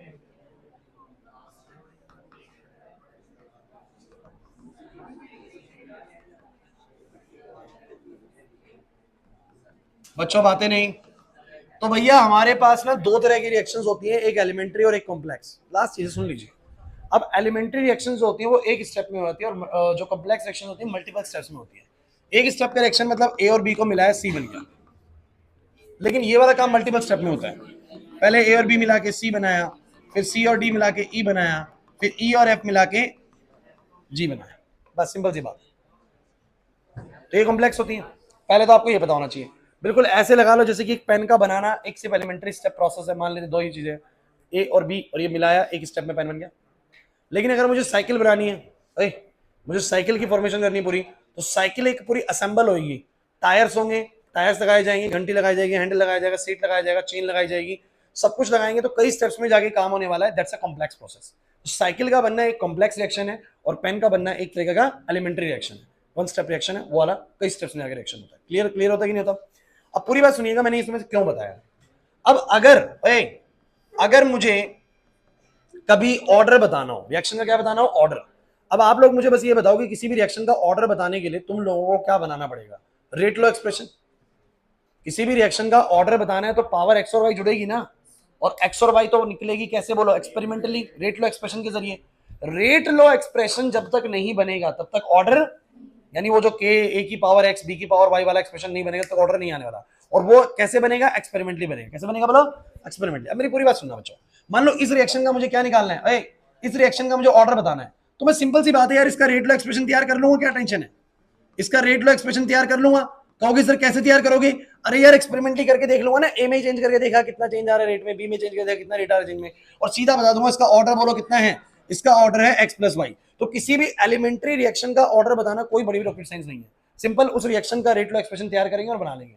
सुनते चलिए, लेकिन कॉम्प्लेक्स रिएक्शन तो कई स्टेप में हो रही है, ये वाला स्टेप भी है, फिर ये वाला स्टेप भी है, फिर ये वाला स्टेप भी है, समझिए मेरी बात को, तो कई स्टेप में हो रही है। तो अगर मैं इस स्टेप का रेट लो एक्सप्रेशन तैयार करूंगा, मान लो इस स्टेप का तैयार करूंगा, और इस स्टेप के हिसाब से ए और बी पे जो डिपेंडेंसी आई रिएक्शन की, मतलब ये वाला स्टेप कुछ ना कुछ प्रोसेस चल रहा है और डिपेंडेंसी दिखी, तो मान लो 1 और 1 दिखी, समझो मेरी बात को। जब इस रिएक्शन के थ्रू मैंने रेट लो बनाया तो टेंशन बढ़ गई थोड़ी सी, क्योंकि 2 और 1 दिखी। जब मैंने इसके हिसाब से दिखाया तो दिखा ई पे 1 और एफ पे 0, तो मैंने पाया यार ये वाली रिएक्शन तो एक स्टेप में हो ही नहीं रही ना। अगर एक स्टेप में हो रही तो उसका रेट लो एक्सप्रेशन बनाऊंगा, ऑर्डर लिख दूंगा, लेकिन ये वाली रिएक्शन कितने स्टेप में हो रही है, 3 स्टेप में हो रही है। फाइनल प्रोडक्ट जो है वो 3 स्टेप में जाके बन रहा है, तो मैंने 3 रेट लो एक्सप्रेशन तैयार किए, इसके अकॉर्डिंग ऑर्डर का आंसर देखा तो 2 आया, इसके अकॉर्डिंग ऑर्डर का आंसर देखा 3 आया, इसके अकॉर्डिंग ऑर्डर का आंसर कितना आया 1। तो अब टेंशन है कि कॉम्प्लेक्स रिएक्शन का ऑर्डर क्या बोलूं। तो कहा गया कि किसी भी कॉम्प्लेक्स रिएक्शन के अंदर सबसे इंपॉर्टेंट स्टेप वो वाला होता है जो स्लो स्टेप होता है, वही बोला गया रेट डिटरमाइनिंग स्टेप। क्या बोला गया, rate determining step, the slowest step. लेकिन इसका मैंने आप लोगों को एग्जांपल दिया था उस समय पर, साइकिल, इस सब वाली एग्जांपल मान लो, या साइकिल फैक्ट्री वाला मान लो। कैसे, 2 मिनट सुन लो ताकि दोबारा से वो रिकॉल हो जाए चीजें। अरे सुनो, जैसे कि मान लीजिए एक साइकिल फैक्ट्री है, एक साइकिल फैक्ट्री है, अब इसका बनना एक कॉम्प्लेक्स प्रोसेस है। इसके अंदर क्या होता है, सुन लो मेरी बात को, साइकिल बनाते हुए दिन में कुछ सभी डिपार्टमेंट्स अपने काम कर रहे हैं, और 100 पेयर ऑफ टायर्स यहाँ पर तैयार होते हैं। 100 पेयर ऑफ टायर मतलब कि 100 साइकिल जितने टायर, पेयर मतलब जोड़ा पूरा, है ना। 400 हैंडल बनाने वाला हैंडल तैयार कर देता है, लेकिन चेन सेट सिर्फ 50 ही तैयार हो पाते हैं, समझिए मेरी बात को, चेन सेट 50 तैयार हो पाते हैं। 200 घंटी तैयार हो जाती हैं, समझो। 500 सीट तैयार हो जाती है, सीट्स, बैठने वाली सीट्स। तो लेकिन मुझे तुम ये बताओ, सबने अपना अपना काम करा, सब स्टेप पे अपना अपना काम हुआ, लेकिन दिन में साइकिल की प्रोडक्शन बताओ कितनी है? सिर्फ 50 साइकिल प्रोड्यूस हो पाएंगी, क्योंकि क्योंकि चेन सेट वाला सिर्फ 50 ही सेट बना पा रहा है चेन की। इसका मतलब पूरी कॉम्प्लेक्स रिएक्शन की रेट किस पर आके डिपेंड करती है? स्लोवेस्ट स्टेप पे। किस पे बोलो? The overall rate of the reaction, the overall rate of the complex reaction will depend on the slowest step, on the, वही डिसाइड करेगा रेट को। तो अगर उसने बोल दिया इन तीनों में सबसे स्लो वाला स्टेप, हालांकि कोई कैलकुलेशन नहीं बोलता है, तो मैं समझाने के लिए बोल रहा हूं, उसमें बोल दिया कि ये वाला स्लोवेस्ट स्टेप है, ये वाला सबसे स्लोवेस्ट स्टेप है, स्लोवेस्ट स्टेप, तो इस रिएक्शन की रेट यही डिटरमाइन करेगा। This is the rate determining step. ओए, this is the rate determining step. इसको इसको हटा देंगे और इस रिएक्शन का ऑर्डर कितना एक्सेप्ट करेंगे? 3 एक्सेप्ट करेंगे। समझ नहीं आया सर? एक एलिमेंट्री रिएक्शन का ऑर्डर कैसे बताएगा? हाँ भाई, एक एलिमेंट्री रिएक्शन का ऑर्डर कैसे बताएगा? सीधा 1 स्टेप रिएक्शन सर, बना लेंगे रेट एक्सप्रेशन। लेकिन एक कॉम्प्लेक्स से कैसे बताएगा? सर उस कॉम्प्लेक्स में जो सबसे स्लोवेस्ट स्टेप होगा, सीधा उसी को रेट डिटरमाइनिंग स्टेप मानते हुए, यही वाला स्टेप बोलो कौन सा है? Rate determining step. इसी से हम लोग रेट बताएंगे और इसी से हम लोग बोलो क्या बताएंगे? ऑर्डर बताएंगे। तो पहली बात, what is the difference between elementary reaction and complex reaction? The reaction which can happen only in 1 step is elementary reaction, the reaction which can happen in multiple steps is called complex reaction. Order इसका भी determine होता है, इसका भी होता है। उसका normally हो जाएगा, इसका स्लोवेस्ट स्टेप से होगा। क्वेश्चन पूछता है कि कॉम्प्लेक्स रिएक्शन में कौन सा स्टेप रेट डिटरमाइनिंग स्टेप होता है, तो आप बोलेंगे it is the slowest step which is the rate determining step. Clear हुआ या नहीं हुआ? ये तो होता है बच्चों ऑर्डर। अच्छा, एक लास्ट चीज बच्चों, मोलिकुलैरिटी क्या होता है? क्योंकि खत्म कर लेते हैं यहां पर तो बढ़िया रहेगा। मोलिकुलैरिटी क्या होता है? तो क्या कहता है? इट इज द, बस 5 मिनट लगेंगे, number of reacting species taking part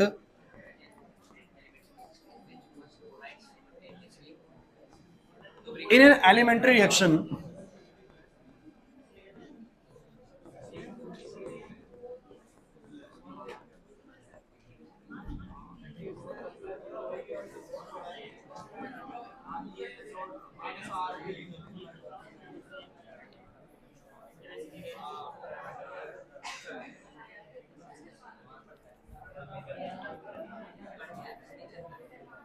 हैं? अच्छी बात है, बढ़ गया। ओ भाई, थोड़ा सा चुपचाप सुनना पड़ेगा, तभी आएगा समझ में, नहीं तो नहीं आएगा, पहले बोल रहा हूं। ओए क्लास, थोड़ा 5-10 मिनट ऊपर है, कोई दिक्कत नहीं है, 20 से पहले 20 तक छोड़ दूंगा, सुन ले, कोई दिक्कत नहीं। चलो ओए, चुपचाप से बोर्ड पे पूरा ऑर्डर मोलिकुलैरिटी खत्म करना है हमें। अब मोलिकुलैरिटी में क्या कहता है, इसको थोड़ा समझना इंपॉर्टेंट होता है। कहता है किसी रिएक्शन में कितनी रिएक्टिंग स्पीशीज रिएक्ट कर रही है, कितनी रिएक्टिंग स्पीशीज रिएक्ट कर रही है। ध्यान सुनना, taking part in an elementary reaction which, ये बात सिर्फ एलिमेंट्री के लिए कर रहा है, which must collide simultaneously to bring about the reaction. इस पूरी बात को समझने के लिए मैं आप लोगों को बताता हूं मैं क्या कहना चाह रहा हूं। मुझे तुम ये बताओ, कोई स्टेप, कोई रिएक्शन ऐसी है, जैसे मैं बताता हूं ये रिएक्शन है। अब अगर तुमसे कोई बोले कि इसकी मोलिकुलैरिटी बताओ, इसकी क्या बताओ? मोलिकुलैरिटी। तो रिएक्टिंग, रिएक्टिंग मतलब रिएक्टेंट साइड वाले, कितनी स्पीशीज रिएक्टेंट साइड पे? एक, तो इसकी मोलिकुलैरिटी 1 है। इसकी मोलिकुलैरिटी बोलो कितनी है? 1 है। इसकी मोलिकुलैरिटी कितनी है? 1 है। ध्यान सुनना, एक बात मैं आपको थोड़ा बता दूं जो मैंने पहले भी यहां पर ऐड नहीं करी थी, सुनना एक बार इस चीज को, ध्यान सुनना। ये ऐसे लिख देता हूं, मैंने इस रिएक्शन का नेट शेयर टोटल नहीं करके दिखाया तुम लोगों को। अगर मैं जोड़ूं तो बोलो क्या है? एक तरीके से ए और बी, फिर सी इधर भी आएगा, सी इधर भी आएगा, कट जाएगा, डी आएगा, फिर ई इधर भी आएगा, कट जाएगा, एफ आएगा, और बराबर में बोलो क्या आएगा? जी। आप सर क्या चीज बोलना चाह रहे हो, समझो मेरी बात को। एक्चुअली में जो ये पूरा जी प्रोडक्ट है ना, इन 4 स्पीशीज से मिलके ही बना है। ढंग से सुनना, 4 स्पीशीज से मिलके बना। आप कह रहे थे 6 दिख रही है मुझे तो, अरे नहीं बच्चों, ए और बी मिलके कुछ बन जाता है सी, ए और बी मिलके कुछ बन जाता है बोलो सी, फिर सी और डी मिलके कुछ ई बन जाता है, फिर ई मिलता है एफ से तो बनता है जी। लेकिन कुल मिला के कहूं तो 4 ही नई चीजें, नई चीजें 4 ही, ए और बी और डी और एफ। क्योंकि ए और बी ने मिलकर कुछ बनाया वो सी बोल दिया गया, और सी ने डी से मिलकर ई बोल दिया, और ई ने एफ से मिलकर जी बोल दिया। इसे मैं टोटल कर रहा हूं, देखो सी से सी कट जा रहा है, ई से ही कट जा रहा है, बस ए बी डी एफ मिलकर बोलो क्या बन रहा है? जी। एक बड़ी जरूरी चीज मैं आपसे पूछने जा रहा हूं इधर, अगर कोई प्रोडक्ट ऐसा है जो 4 स्पीशीज को मिलने से बनने वाला है, तो क्या लगता है कि अगर मैंने किसी कंटेनर में इन चारों को डाला भी, मैंने ए वाली चीज भी डाल दी, बी वाली भी डाल दी, सी वाली भी डाल दी, सॉरी डी वाली भी डाल दी और एफ वाली भी डाल दी, इन चारों को मिलने से जी बनने वाला है, कितने चांसेस है कि चारों एक साथ कोलाइड करके एकदम जी बना देंगे? चांसेस बहुत कम है। ऐसा हो सकता है कि पहले ए और बी का कॉम्बिनेशन हो गया, ध्यान देना ध्यान देना, हो सकता है डी और एफ का कॉम्बिनेशन हो गया, हाँ, फिर जब जो इनसे बना, जो इससे बना, बाद में दोनों मिलके बाद में जी बन गया, मतलब जी बन तो गया, लेकिन एक स्टेप में अगर नंबर ऑफ रिएक्टिंग स्पीशीज, अगर नंबर ऑफ रिएक्टिंग स्पीशीज 3 से ज्यादा हो जाती है, कितनी बोलो? अब तुम सोचो कि कोई स्पीशीज बननी है 7 रिएक्टेंट्स के मिलने से, और मैंने सातों डाल रखे हैं, कितने चांसेस है कि सातों के सातों ऐसे आएंगे और एकदम फ्यूज हो जाएंगे? बहुत कम। पहले कोई 2 मिल जाएंगे, फिर कोई 3 मिल जाएंगे, फिर 2, फिर लास्ट में सब मिलके बन जाएगा, बन जाएगा, लेकिन एकदम नहीं होगा। आपने घर पे चाय बनाई, उसमें पानी, चाय पत्ती, चीनी, दूध, सब कुछ डाला, लेकिन एकदम सारे मॉलिक्यूल्स नहीं मिले, टाइम लगा 5 से 10 मिनट का, सब कंबाइन होने में समय लगा, सबके सब मिले, फिर जाके चाय का कॉम्बिनेशन बना। हुआ ना? ये प्रोसेस एक स्टेप में नहीं हो सकती। सुन लो, कौन सी प्रोसेस एक स्टेप में नहीं हो सकती? जब जब रिएक्टेंट की स्पीशीज की संख्या 3 से ज्यादा हो जाती है, कितनी बोलो?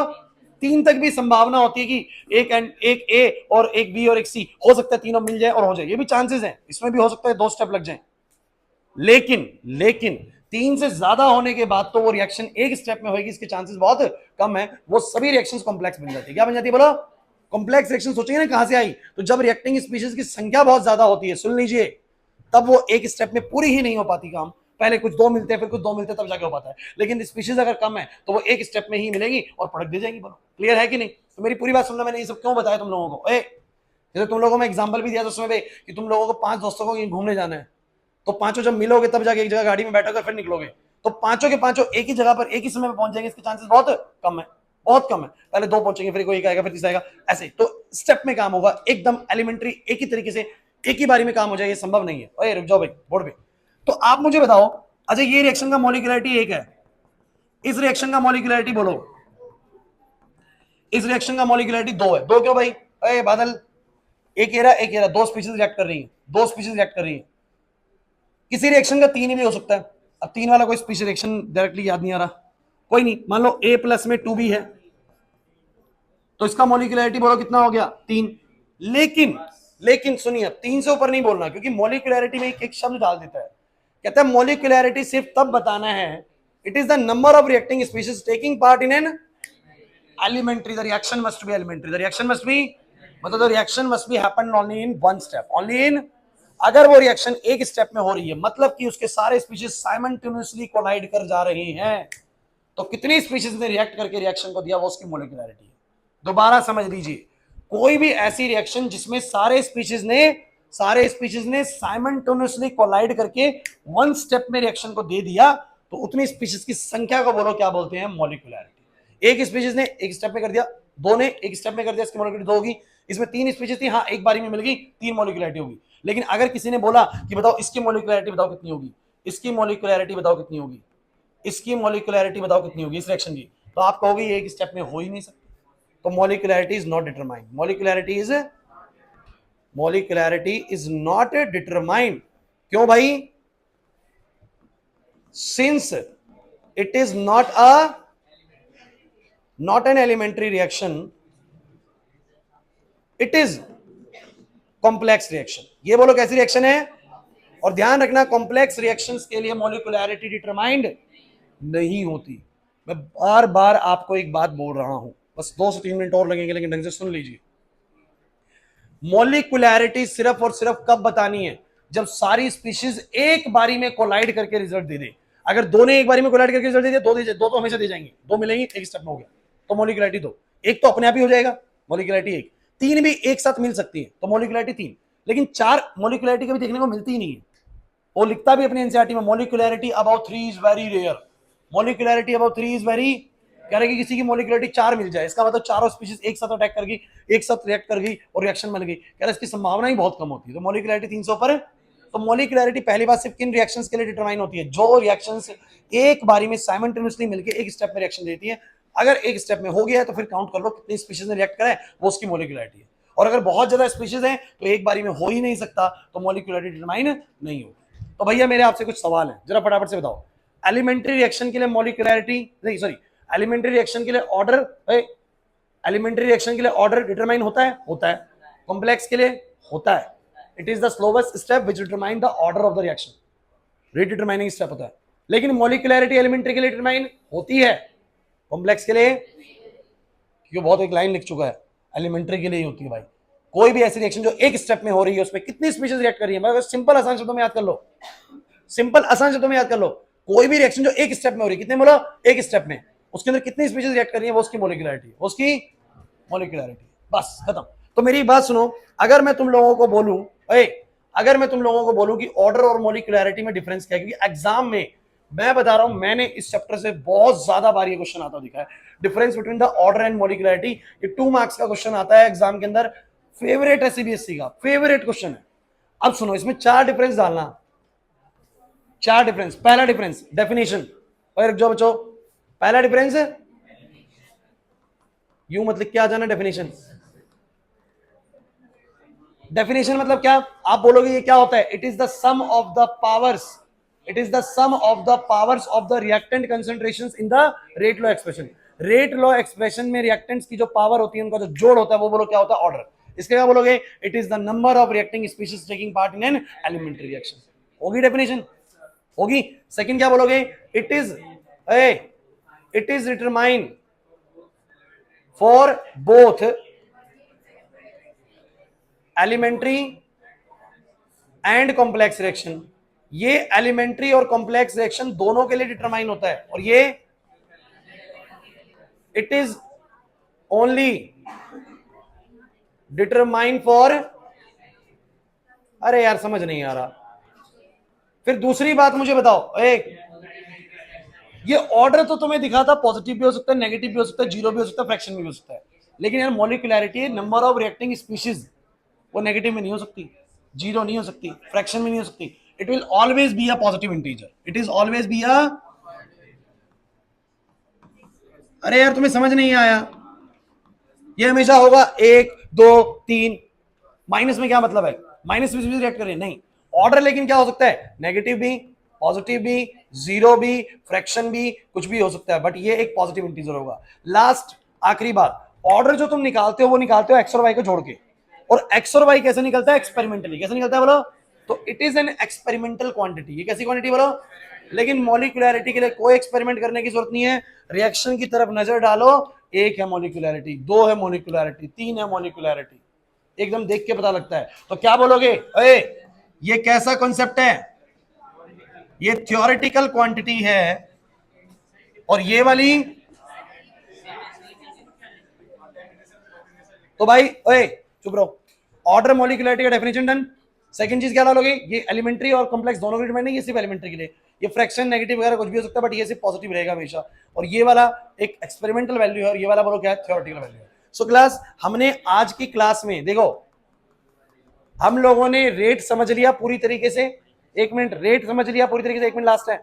रेट कैसे निकालोगे, किसी भी स्पीशीज में चेंज देखना है, कंसंट्रेशन में कितना हो रहा है विद रिस्पेक्ट टू टाइम, चाहे रिएक्टेंट हो चाहे प्रोडक्ट हो। इधर अनुराग, खत्म नहीं हुई क्लास, ये 1-1.5 घंटा क्लास जो भी हो हमारी, उस वक्त बिल्कुल ऐसे एक्टिव रहो कि बिल्कुल सुपर एक्टिव हो उस दौरान, और बात बिल्कुल नहीं करनी दोस्त से, कितना ही आप लोगों को आता हो, क्योंकि ये एक आदत बनती है, जब क्वेश्चंस कराऊंगा ना तब भी आदत रहेगी। तो मुझे तुम बताओ, रेट वाला टॉपिक सबको क्लियर हो गया पक्का? फिर आपको एवरेज रेट और इंस्टेंटेनियस रेट का डिफरेंस क्लियर है? फिर क्या आप लोगों को रेट लॉ एक्सप्रेशन समझ में आ गया, क्या बताता है और कैसे निकलता है? क्लियर हुआ? ये वाले क्वेश्चन समझ में आ गया आप लोगों को? पावर पॉजिटिव नेगेटिव जीरो का मतलब समझ में आ गया आप लोगों को? फिर आप लोगों को order element type of reaction elementary और कॉम्प्लेक्स का मतलब समझ में आ गया? एलिमेंट्री का ऑर्डर कैसे बताना है, कॉम्प्लेक्स का ऑर्डर कौन बताएगा, स्लोवेस्ट स्टेप बताएगा। ऑर्डर एलिमेंट्री और उसके लिए दोनों के लिए डिटरमाइन होता है। मॉलिक्यूलरिटी क्या होता है, किसी भी एलिमेंट्री रिएक्शन जो इस एक स्टेप में होती है उसमें कितनी स्पीशीज रिएक्ट कर जाती हैं, वो उसकी बोलो क्या होती है, मॉलिक्यूलरिटी होती है। और मॉलिक्यूलरिटी 300 पर मिलना पॉसिबल नहीं है बच्चों, इसलिए बार बार बताता था, क्योंकि वो 3 से ज्यादा स्पीशीज कभी भी एक साथ रिएक्ट नहीं कर पाएंगी, एक बारी में एलिमेंट्री स्टेप रिएक्ट नहीं दे पाएंगी। क्लियर हो रहा है कि नहीं हो रहा? तो आपको बाद में डिफरेंस समझाया गया, तो क्या डिफरेंस आपको क्लियर हो गया? अगर ये 4-5 टॉपिक्स आपको क्लियर हो गए हैं तो काफी तक चीजें हो गई हैं, बाकी कल हो जाएंगी। क्लियर है, समझ आ गया? एक चीज, नेक्स्ट क्लास में जब आप लोग आओ तो ऐसे मत आना कि ये छोड़ के आ रहे हैं, आप पढ़ के आना, आप अपने एंड पे भी कितना पढ़ के आ जाओ, मुश्किल से 10 से 15 मिनट लगेंगे आप लोगों को पढ़ने में, इतना पढ़ के आ जाना, बाकी काम नेक्स्ट क्लास में जाओ। कल से फिजिक्स में भी रिवीजन शुरू है भाई, ध्यान रखना। ऐसी है, आप लोगों को केमिकल काइनेटिक्स जब लास्ट क्लास स्टार्ट करवाया गया तो आप लोगों को उसमें शुरू करवाया गया, सबसे पहले मैंने आप लोगों को बताया कि रिएक्शन की रेट कैसे बताते हैं, और इतनी बार हो चुका है कि बहुत एकदम क्लियर होगा कि किसी भी स्पीशीज की कंसंट्रेशन में कितना चेंज हो रहा है समय के साथ, अगर वो हमें पता है ना, किसी भी एक स्पीशीज की हमें पता है तो हम लोग उसका रेट निकाल सकते हैं। पता है ना बच्चों आप लोगों को? तो चाहे ऐसी रिएक्शन हो चाहे कैसी भी रिएक्शन हो, जनरलाइज रिएक्शन आपके सामने दी हुई है, इस तरह की रिएक्शन का अगर मुझे रेट निकालना हो तो ऐसे लिखिएगा, आपको बता दिया था। इसके बाद मैंने आप लोगों को एक ग्राफ बताया था जिसमें मैंने एवरेज रेट ऑफ रिएक्शन और इंस्टेंटेनियस रेट ऑफ रिएक्शन के बारे में आपसे बात करी थी। फिर मैंने आपसे रेट लॉ एक्सप्रेशन बताया था जो कि एक्सपेरिमेंटल डाटा के थ्रू निकलता है। फिर रेट लॉ एक्सप्रेशन के ऊपर हमने कुछ क्वेश्चंस करे थे बच्चों। ऑर्डर आपको समझाया गया था, ऑर्डर होता है रेट लॉ एक्सप्रेशन में जो पावर्स होती है उनका सम। फिर दो तरह की रिएक्शंस होती हैं, एलिमेंट्री और कॉम्प्लेक्स, ये सब समझाया गया था आप लोगों को, नहीं आ रहा है? ठीक है ना? और मॉलिक्यूलैरिटी भी आप लोगों को बताया गया था। सो अब आ जाते हैं अगली चीज पे। अगली चीज बेहद इंपॉर्टेंट है बच्चों, ये है हमारी इंटीग्रेटेड रेट इक्वेशन। भाई ये चैप्टर जो है ना, भाई वही मैं बार बार बोलता हूँ कि चैप्टर कुछ फेसेस में बटा हुआ होता है। तो ये चैप्टर 3 फेज में बटा हुआ है। एक फेज हमने लास्ट बार डिस्कस कर लिया है, second phase integrated rate equation का फेज है, और थर्ड फेज जो है वो अरेनियस इक्वेशन का है। आज हमारा चैप्टर पूरी तरीके से कंटेंट वाइज कवर हो जाएगा। जिस चीज को हमने करने में 8 क्लास तो लिए होंगे उसको हम 2 क्लास में कवर कर चुके होंगे आज पूरी तरीके से। और ऐसा भी हो सकता है अगर हमने समय से पूरा कर लिया तो हम एक्सेस शुरू करके 4-5 कुछ क्वेश्चंस बना भी जाए इसके आज, ठीक है? तो जितना बना पाएंगे उतना तक। चलिए आइए समझते हैं। तो आपके सामने इंटीग्रेटेड रेट इक्वेशन क्या बताती है? तो भाई एक बात मुझे समझ में आ गई कि मान लीजिए कि मेरे पास कोई जीरो ऑर्डर रिएक्शन है। बताते हैं जीरो ऑर्डर रिएक्शन का मतलब क्या है। मेरे पास कोई फर्स्ट ऑर्डर रिएक्शन है, ढंग से समझिएगा।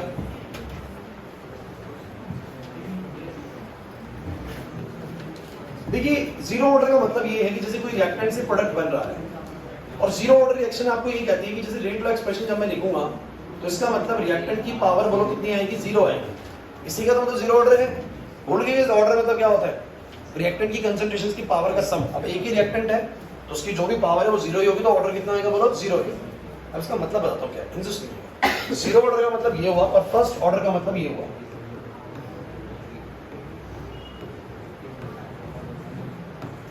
मतलब कि इस रिएक्शन की रेट, नितिन, इस रिएक्शन की रेट अपने रिएक्टेंट की कंसंट्रेशन के डायरेक्टली प्रोपोर्शनल है। मतलब अगर रिएक्टेंट की कंसंट्रेशन ज्यादा होगी तो रेट भी कैसी होगी? ज्यादा होगी। और रिएक्टेंट की कंसंट्रेशन घटने लगेगी तो रेट भी क्या होने लगेगी? घटने लगेगी। वो एग्जांपल हमेशा म्यूजिक वाला सिंपल सा है भाई। अगर म्यूजिक भरा हुआ है तो उस समय उसका कंसंट्रेशन ज्यादा है तो उसका खाली होने का रेट भी क्या होता है? ज्यादा होता है। और जैसे जैसे रिएक्टेंट का कंसंट्रेशन घटने लगता है वैसे वैसे रिएक्शन का रेट भी क्या होने लगता है? घटने लगता है, स्लो डाउन हो जाता है। बोला है कि नहीं?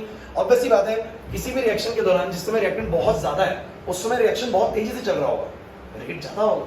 और जब रिएक्टेंट कम होने लगेगा तो रेट भी क्या हो जाएगा? कम हो जाएगा। लेकिन जीरो ऑर्डर रिएक्शन के अंदर क्या होता है कि रिएक्शन की रेट अपने रिएक्टेंट पे डिपेंडेंट ही नहीं होती।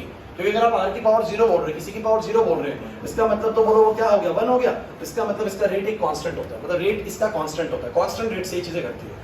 फर्क ये है कि जीरो ऑर्डर रिएक्शन का अगर मैं तुम लोगों को जनरलाइज तरीके से बताऊं ना तो टाइम के साथ जो रिएक्टेंट कंसंट्रेशन है ना वो घटेगा कुछ ऐसे। ऐसे घटने का मतलब क्या? कांस्टेंट रेट से घट रहा है। ध्यान देना भाई आयुष, रिएक्टेंट का कंसंट्रेशन टाइम के साथ कांस्टेंट रेट से घट रहा है। पहले 50 था, फिर 40 हुआ, फिर 30 हुआ, फिर 20 हुआ, फिर 10 हुआ। ऐसे कांस्टेंट रेट से 10 करके घट रहा है। इसका रेट कांस्टेंट है, इसका रेट कांस्टेंट है। रिएक्टेंट का कंसंट्रेशन जितना मर्जी कम हो रहा हो रेट पर असर नहीं पड़ रहा। लेकिन इसका पता है कैसे घटता है? इसका बच्चों ऐसे घटता है कि टाइम के साथ जो रिएक्टेंट का कंसंट्रेशन है ना वो कुछ इस तरीके से घटता हुआ जाता है, ऐसे करके। शुरू में ज्यादा तेजी से गिरावट आती है, शुरू के समय में ज्यादा तेजी से गिरता है और बाद में धीरे धीरे गिरता है। क्योंकि शुरू में ज्यादा तेजी से इसलिए गिरता है कि शुरू में रिएक्टेंट कंसंट्रेशन ज्यादा थी, तो कंसंट्रेशन ज्यादा थी तो रेट भी ज्यादा था। जब कंसंट्रेशन कम होने लगी रेट भी कम हो गया। क्लियर हुआ कि नहीं हुआ? तो दोनों में रिएक्शन का चलने का तरीका अलग अलग है कि नहीं? लेकिन नहीं है ये बात समझ में?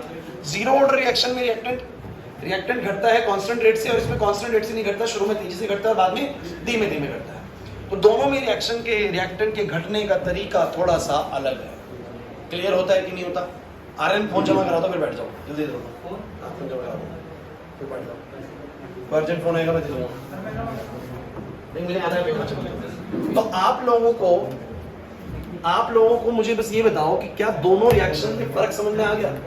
ओ भाई, दोनों रिएक्शन में फर्क समझ में आ गया? अब मुझे तुम एक बात बताओ, अगर दोनों, बड़ा इंपॉर्टेंट सवाल है, दोनों रिएक्शंस में इनिशियल कंसंट्रेशन मान लेते 100 से शुरू, दोनों में इनिशियल कंसंट्रेशन कहां से स्टार्ट होगी ड्रग? 100 से। तो मेरा आपसे सवाल ये है कि 7 सेकंड के बाद क्या दोनों में जो अमाउंट बचेगा वो सेम बचेगा या अलग अलग बचेगा? या दोनों 100 से स्टार्ट होगी, इनिशियल कंसंट्रेशन दोनों की 100 है, 7 सेकंड इसको भी बीत गए जीरो ऑर्डर रिएक्शन को, 7 सेकंड उसको भी बीत गए, क्या दोनों में जो 7 सेकंड के बाद अमाउंट बचेगा वो सेम बचेगा या अलग अलग बचेगा? सर गारंटीड अलग अलग बचेगा। क्यों? क्योंकि इसके घटने का तरीका अलग है और इसके घटने का तरीका ये कम होता है कांस्टेंट रेट से और वो शुरू में तेजी से घटता है, बाद में धीमे धीमे घटता है। तो ऑब्वियस सी बात है 7 सेकंड के बाद या किसी भी पर्टिकुलर टाइम के बाद जो कंसंट्रेशन दोनों में बचेगा वो क्या होगा? अलग अलग होगा। एक्चुअली में इंटीग्रेटेड रेट इक्वेशन एक ऐसा फॉर्मूला हमें देता है जिसके जरिए हमें ये पता लगता है कि अगर किसी रिएक्शन में इनिशियली इतना रिएक्टेंट है तो कुछ पर्टिकुलर समय के बाद कितना रिएक्टेंट होगा। समझ आया मैंने क्या बोला? दोबारा सुनिए। ये जो इंटीग्रेटेड रेट इक्वेशन है ना, ये हमारा concentration of reactant and time के बीच में एक रिलेशन डेवलप करता है। क्या डेवलप करता है बोलो? एक रिलेशन, कि समय के साथ रिएक्टेंट की कंसंट्रेशन कितनी हो गई होगी इसके बारे में बताता है ये। तो मैं आप लोगों को एक फॉर्मूला लिखवाता हूं, मोड पे ध्यान समझिएगा। T बराबर में क्या बोलो बच्चों? R0 माइनस का R डिवाइड बाय बोलो क्या? K। ये फॉर्मूला तुम्हारी क्या मदद करेगा वो सुन लीजिए। K तो बच्चों यहां पर होता है रेट कांस्टेंट, ये वैल्यू तुम्हें मिलेगी।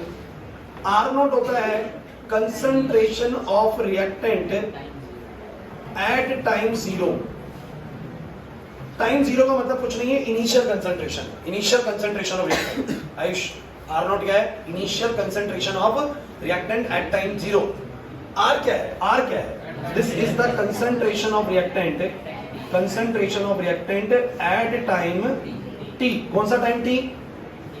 ये वाला टाइम t। तो आपसे एक सवाल पूछा गया, क्या बोला गया? दोबारा सुन लो।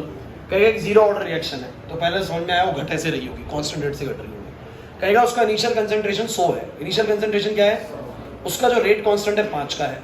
बताइए 7 सेकंड बाद कितना अमाउंट बचेगा? 7 सेकंड बाद कितना अमाउंट? तो t हो गया 7 सेकंड, इनिशियल कंसंट्रेशन हो गया 100।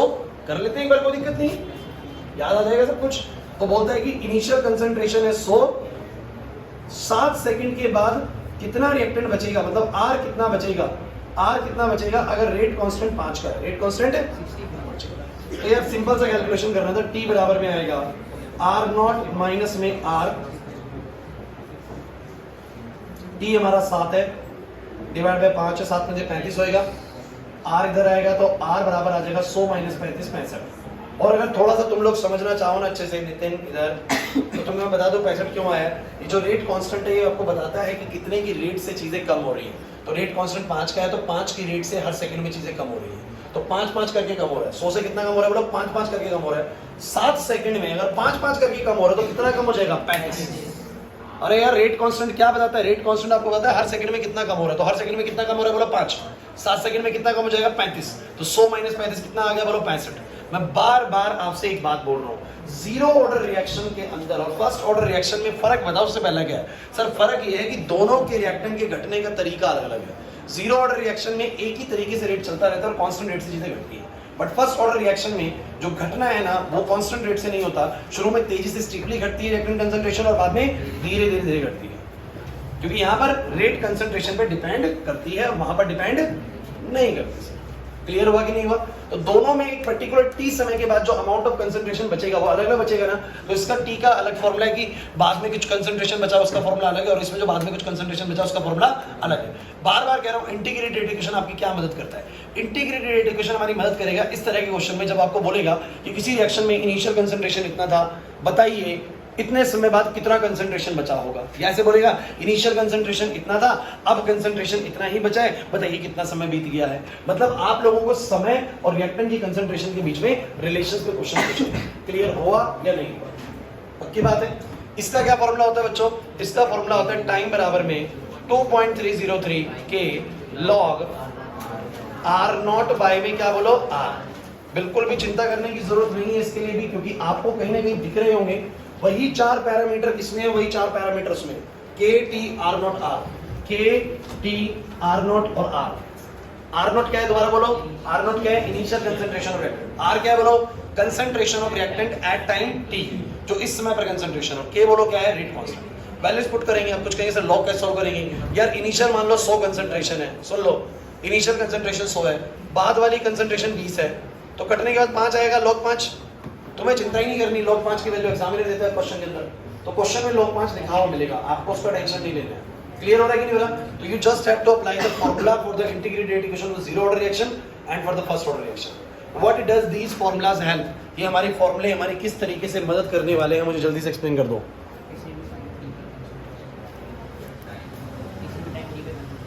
एग्जैक्टली ये हमारी मदद करेंगे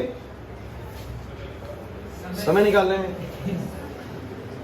ये अगर आपको बता देंगे पहले तो कि रिएक्शन हेलो हेलो पहले तो ये आपको बता देंगे कि रिएक्शन जीरो ऑर्डर है या पहले तो ये आपको बता देंगे रिएक्शन जीरो ऑर्डर है या फर्स्ट ऑर्डर है, मतलब घट रही है कांस्टेंट रेट से या ऐसे घट रही है कि वैरी कर रहा है उसका रेट जो है, पहले तो बता देगा। फिर बता देगा तो ऑब्वियसली बात है फॉर्मूला उसी के अकॉर्डिंग लगेगा, है ना। और क्वेश्चंस इसी प्रकार के होंगे कि अगर इनिशियल कंसंट्रेशन इतना है तो बताइए कितने समय बाद, मतलब इतने समय बाद, समय दे देगा आप लोगों को कि 10 सेकंड के बाद बताइए कितना बचा होगा। तो टाइम और रिएक्टेंट की कंसंट्रेशन के बीच में बात करेगा, तो आप लोगों को इंटीग्रेटेड रेट इक्वेशन की मदद लेनी है। क्लियर हुआ या नहीं हुआ? आगे बढ़ा जाए, आगे आते हैं। ठीक है, ड्राइव पे कोई बच्चा नहीं जाएगा। जीरो ऑर्डर रिएक्शन और फर्स्ट ऑर्डर रिएक्शन, बच्चों बातें नहीं प्लीज। इनका इंटीग्रेटेड रेट इक्वेशन ये समझ में आया कि इसका जो रेट होता है वो तो ये होता है, सुन लीजिए, के आर की पावर 0, और इसका जो इंटीग्रेटेड रेट फॉर्मूला है वो है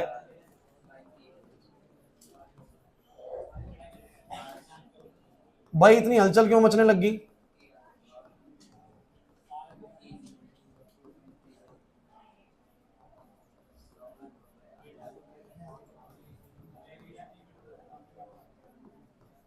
चलिए, अब एक चीज होती है बच्चों, हाफ लाइफ। क्या होती है बोलो? Half life. जैसे इसका नाम सजेस्ट कर रहा है ना, हाफ लाइफ का मतलब होता है रिएक्शन की वो समय जितने में उसका कंसंट्रेशन आधा हो गया, जितने में उसका कंसंट्रेशन क्या हो गया, हाफ लाइफ। अगर कोई बोले ना किसी रिएक्शन का हाफ लाइफ 15 सेकंड है, इसका मतलब उस रिएक्शन का कंसंट्रेशन आधा हो जाता है 15 सेकंड के बाद, रिएक्टेंट का अमाउंट आधा हो जाता है 15 सेकंड के बाद, ये उसकी हाफ लाइफ होती है। तो हाफ लाइफ पे क्या होता है कि जब टाइम टी हाफ होता है, सुन लीजिए फॉर्मूला डायरेक्ट भी बना सकता हूं मैं, लेकिन बना के दिखा रहा हूं कैसे। टाइम जब टी हाफ के बराबर हो जाए, जब ये टाइम किसके बराबर हो जाए, टी हाफ के, तो एक्चुअली में रिएक्टेंट का जो कंसंट्रेशन होगा वो इनिशियल का बोलो क्या हो चुका होगा, आधा। यानी जब समय टी हाफ के बराबर होगा उस समय जो रिएक्टेंट कंसंट्रेशन बची होगी वो क्या होगी, आर नॉट बाई 2, मतलब हाफ हो चुकी होगी। तो इससे फॉर्मूला क्या बनेगा बताओ जरा, टी हाफ किसके बराबर आ जाएगा, आर नॉट माइनस में आर नॉट बाय में 2 डिवाइड बाय में के। तो आर नॉट में से आर नॉट बाय 2 जाएगा तो कितना आएगा बताओ जरा, आर नॉट बाय में 2 ही आएगा, तो आर नॉट बाय में 2 के आएगा। तो मेरा जो हाफ लाइफ है वो आर नॉट बाय 2 के आ गया। इसका मतलब बस ये फॉर्मूला याद करो। अरे भैया फॉर्मूला याद करो, एक वो याद करो, एक ये याद करो, ये तो बीच का प्रोसेस तो मैंने ऐसे बता दिया तुम लोगों को। याद करो, जीरो ऑर्डर रिएक्शन का ये फॉर्मूला है और हाफ लाइफ का ये फॉर्मूला है। मतलब कोई बोले कि बताइए वैसे जनरलाइज किसी भी टाइम पे पूछ रहे हो तो ये वाला लगाएंगे, हाफ लाइफ की बात करो तो ये वाला लगाएंगे, नहीं आ रही पसंद में। और कहना भी चाह रहा है कि जो हाफ लाइफ है ना वो इनिशियल कंसंट्रेशन के डायरेक्टली प्रोपोर्शनल है। जैसे कि अगर कार्तिक इधर इनिशियल कंसंट्रेशन 100 का है तो आधा यानी 50 होने में कुछ समय लगेगा, लेकिन अगर इनिशियल कंसंट्रेशन ही 1000 का है तो आधा होने में ऑब्वियसली बात है समय भी कैसा लगेगा, ज्यादा। मतलब हाफ लाइफ डायरेक्टली डिपेंड करती है इनिशियल कंसंट्रेशन पे। अगर इनिशियल कंसंट्रेशन 5000 यूनिट की है तो उसको 2500 होने में ऑब्वियसली बात है समय कैसा लगेगा, बोलो उसकी हाफ लाइफ क्या होगी, ज्यादा होगी। तो जितनी ज्यादा इनिशियल कंसंट्रेशन उतनी ज्यादा बड़े बोलो क्या होगी, हाफ लाइफ। एग्री और नॉट? अब आते हैं फर्स्ट ऑर्डर रिएक्शन पे। इसमें भी बात वही आती है कि एट हाफ लाइफ, जब हाफ लाइफ आएगा बच्चों बोर्ड पे, जब हाफ लाइफ आएगा तो समय किसके बराबर होगा, टी हाफ के। समय किसके बराबर होगा, टी हाफ के। और रिएक्टेंट का कंसंट्रेशन कितना होगा बोलो, आर नॉट बाय में 2। तो मैं बोलूंगा जब ये टी हाफ होगा तो ये 2.303 बाय में के लॉग आर नॉट बाय में 2, 2.303 बाय में के, दिस विल बी log 2। और log 2 तुम सब बच्चे नहीं भी जानते तो कोई नहीं, 0.3010 होता है वैसे, 0.693 डिवाइड बाय के। इसका मतलब इसकी हाफ लाइफ का फॉर्मूला होता है 0.693 अपॉन में के। मतलब इसकी हाफ लाइफ डिपेंड नहीं करती concentration of, initial concentration of reactant पे। एग्जामिनर ने पता नहीं कितनी मल्टीपल टाइम से क्वेश्चन पूछ लिया एग्जाम के अंदर कि किस रिएक्शन की हाफ लाइफ इंडिपेंडेंट होती है कंसंट्रेशन ऑफ रिएक्टेंट की। तो आप बोलेंगे फर्स्ट ऑर्डर रिएक्शन की ऐसी होती है, जीरो ऑर्डर की तो डिपेंड करती है भाई। तो आप लोगों को ये फॉर्मूले याद करने कौन कौन से जरा बताओ, एक ये वाला फॉर्मूला और एक ये वाला फॉर्मूला, ऐसे उसका ये वाला और ये वाला। नहीं आई बात समझ में? जैसे कि क्वेश्चन मुझे तुम छोटा सा करके दिखा दो ताकि थोड़ा सा बस आइडिया लग जाए।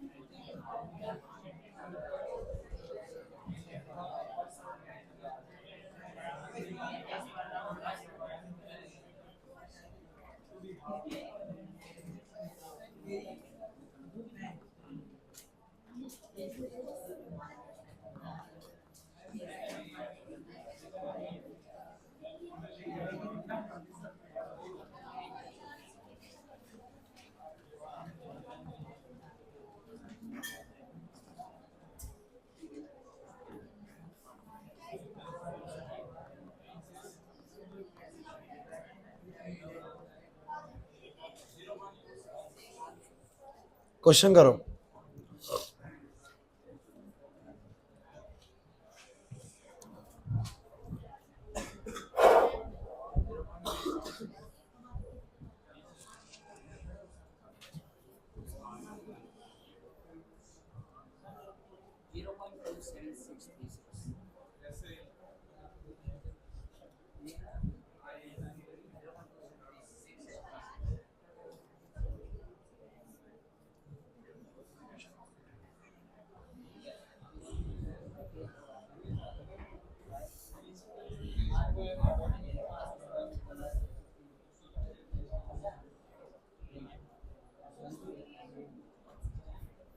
आ गया?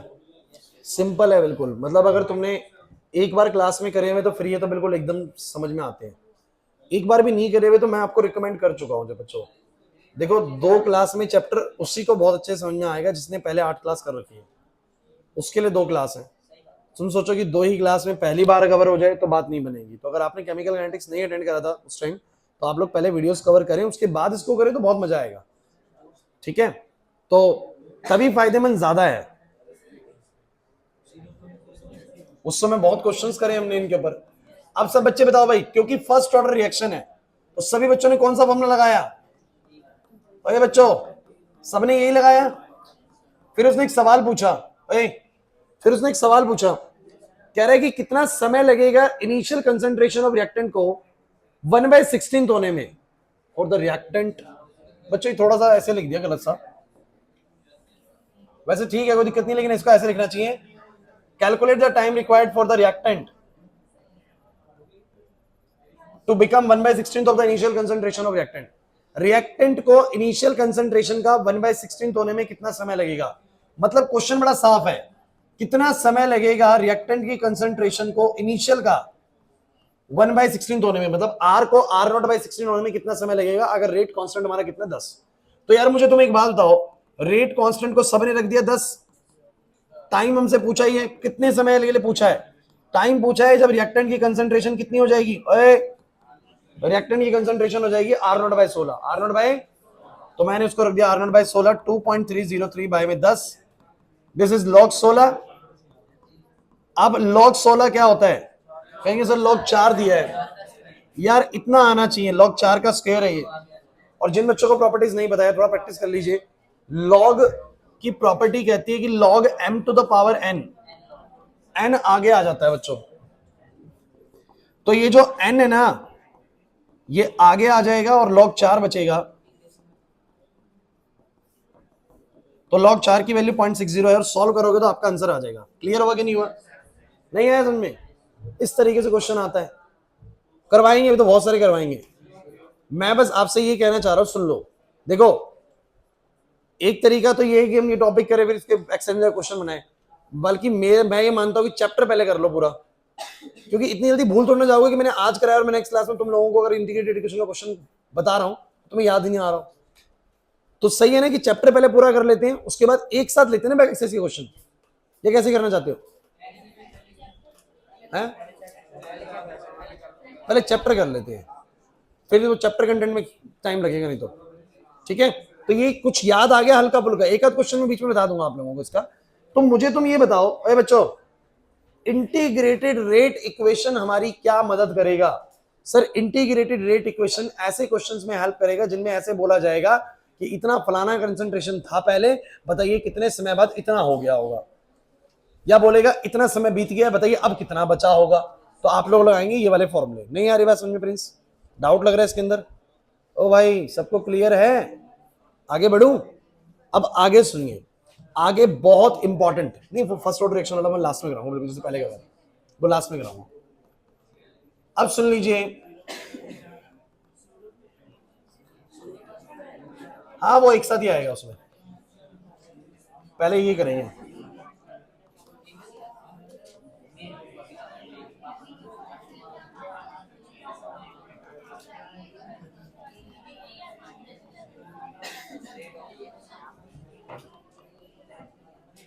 चलिए भाई क्लास बातें कर रहे हो, क्या मिला हो भाई?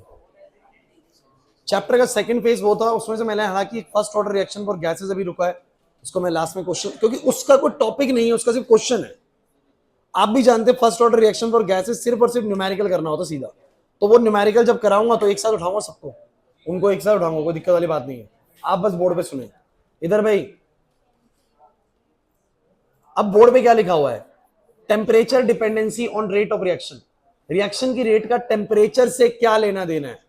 और मैं बता दूं सबसे गंभीर सेक्शन है, सबसे गंभीर फेस है चैप्टर का ये वाला, क्योंकि आप लोग जानते हैं कि पहला फेस जो था order, molecularity, rate, law expression, rate, सब ठीक था। सेकंड फेज मुश्किल है ही नहीं, इंटीग्रेटेड रेट इक्वेशन तो मैं कहता हूं सबसे आसान चीज है, उसमें हाफ लाइफ भी आ गया, वो भी आसानी है। जो थर्ड फेज आप लोगों का है जिसमें हम बढ़ते हैं temperature dependency on the rate of reaction, इसमें अरीनेस इक्वेशन को थोड़ा सा समझना हल्का सा मुश्किल है स्टार्टिंग में, एक बार समझ आ गई उसके बाद ये भी बहुत आसान बन जाएगा। तो ढंग से समझिएगा कि रिएक्शन की रेट टेम्परेचर के साथ कैसे वेरी करती है। तो अरीनेस ने एक चीज ऑब्जर्व करी थी, उसमें याद करो, it was found that for every 10 degree Celsius rise in temperature, the rate constant of reaction nearly become doubled. इन्होंने एक बात पाई अरीनियस ने कहा कि जब जब मैं टेम्परेचर को बढ़ाता हूं, मैं पाता हूं कि रिएक्शन की जो रेट कांस्टेंट है वो लगभग डबल हो जाती है। मतलब 5 की रेट से अगर रिएक्शन चल रही थी तो जैसे ही टेम्परेचर मैंने 10 डिग्री सेल्सियस बढ़ाया वो डबल होकर 10 होगी, फिर मैंने 10 डिग्री सेल्सियस बढ़ाया वो डबल होकर 20 होगी। तो हर बार जब मैं 10 डिग्री सेल्सियस टेम्परेचर बढ़ाता हूं रेट रिएक्शन की दुगनी हो जाती है।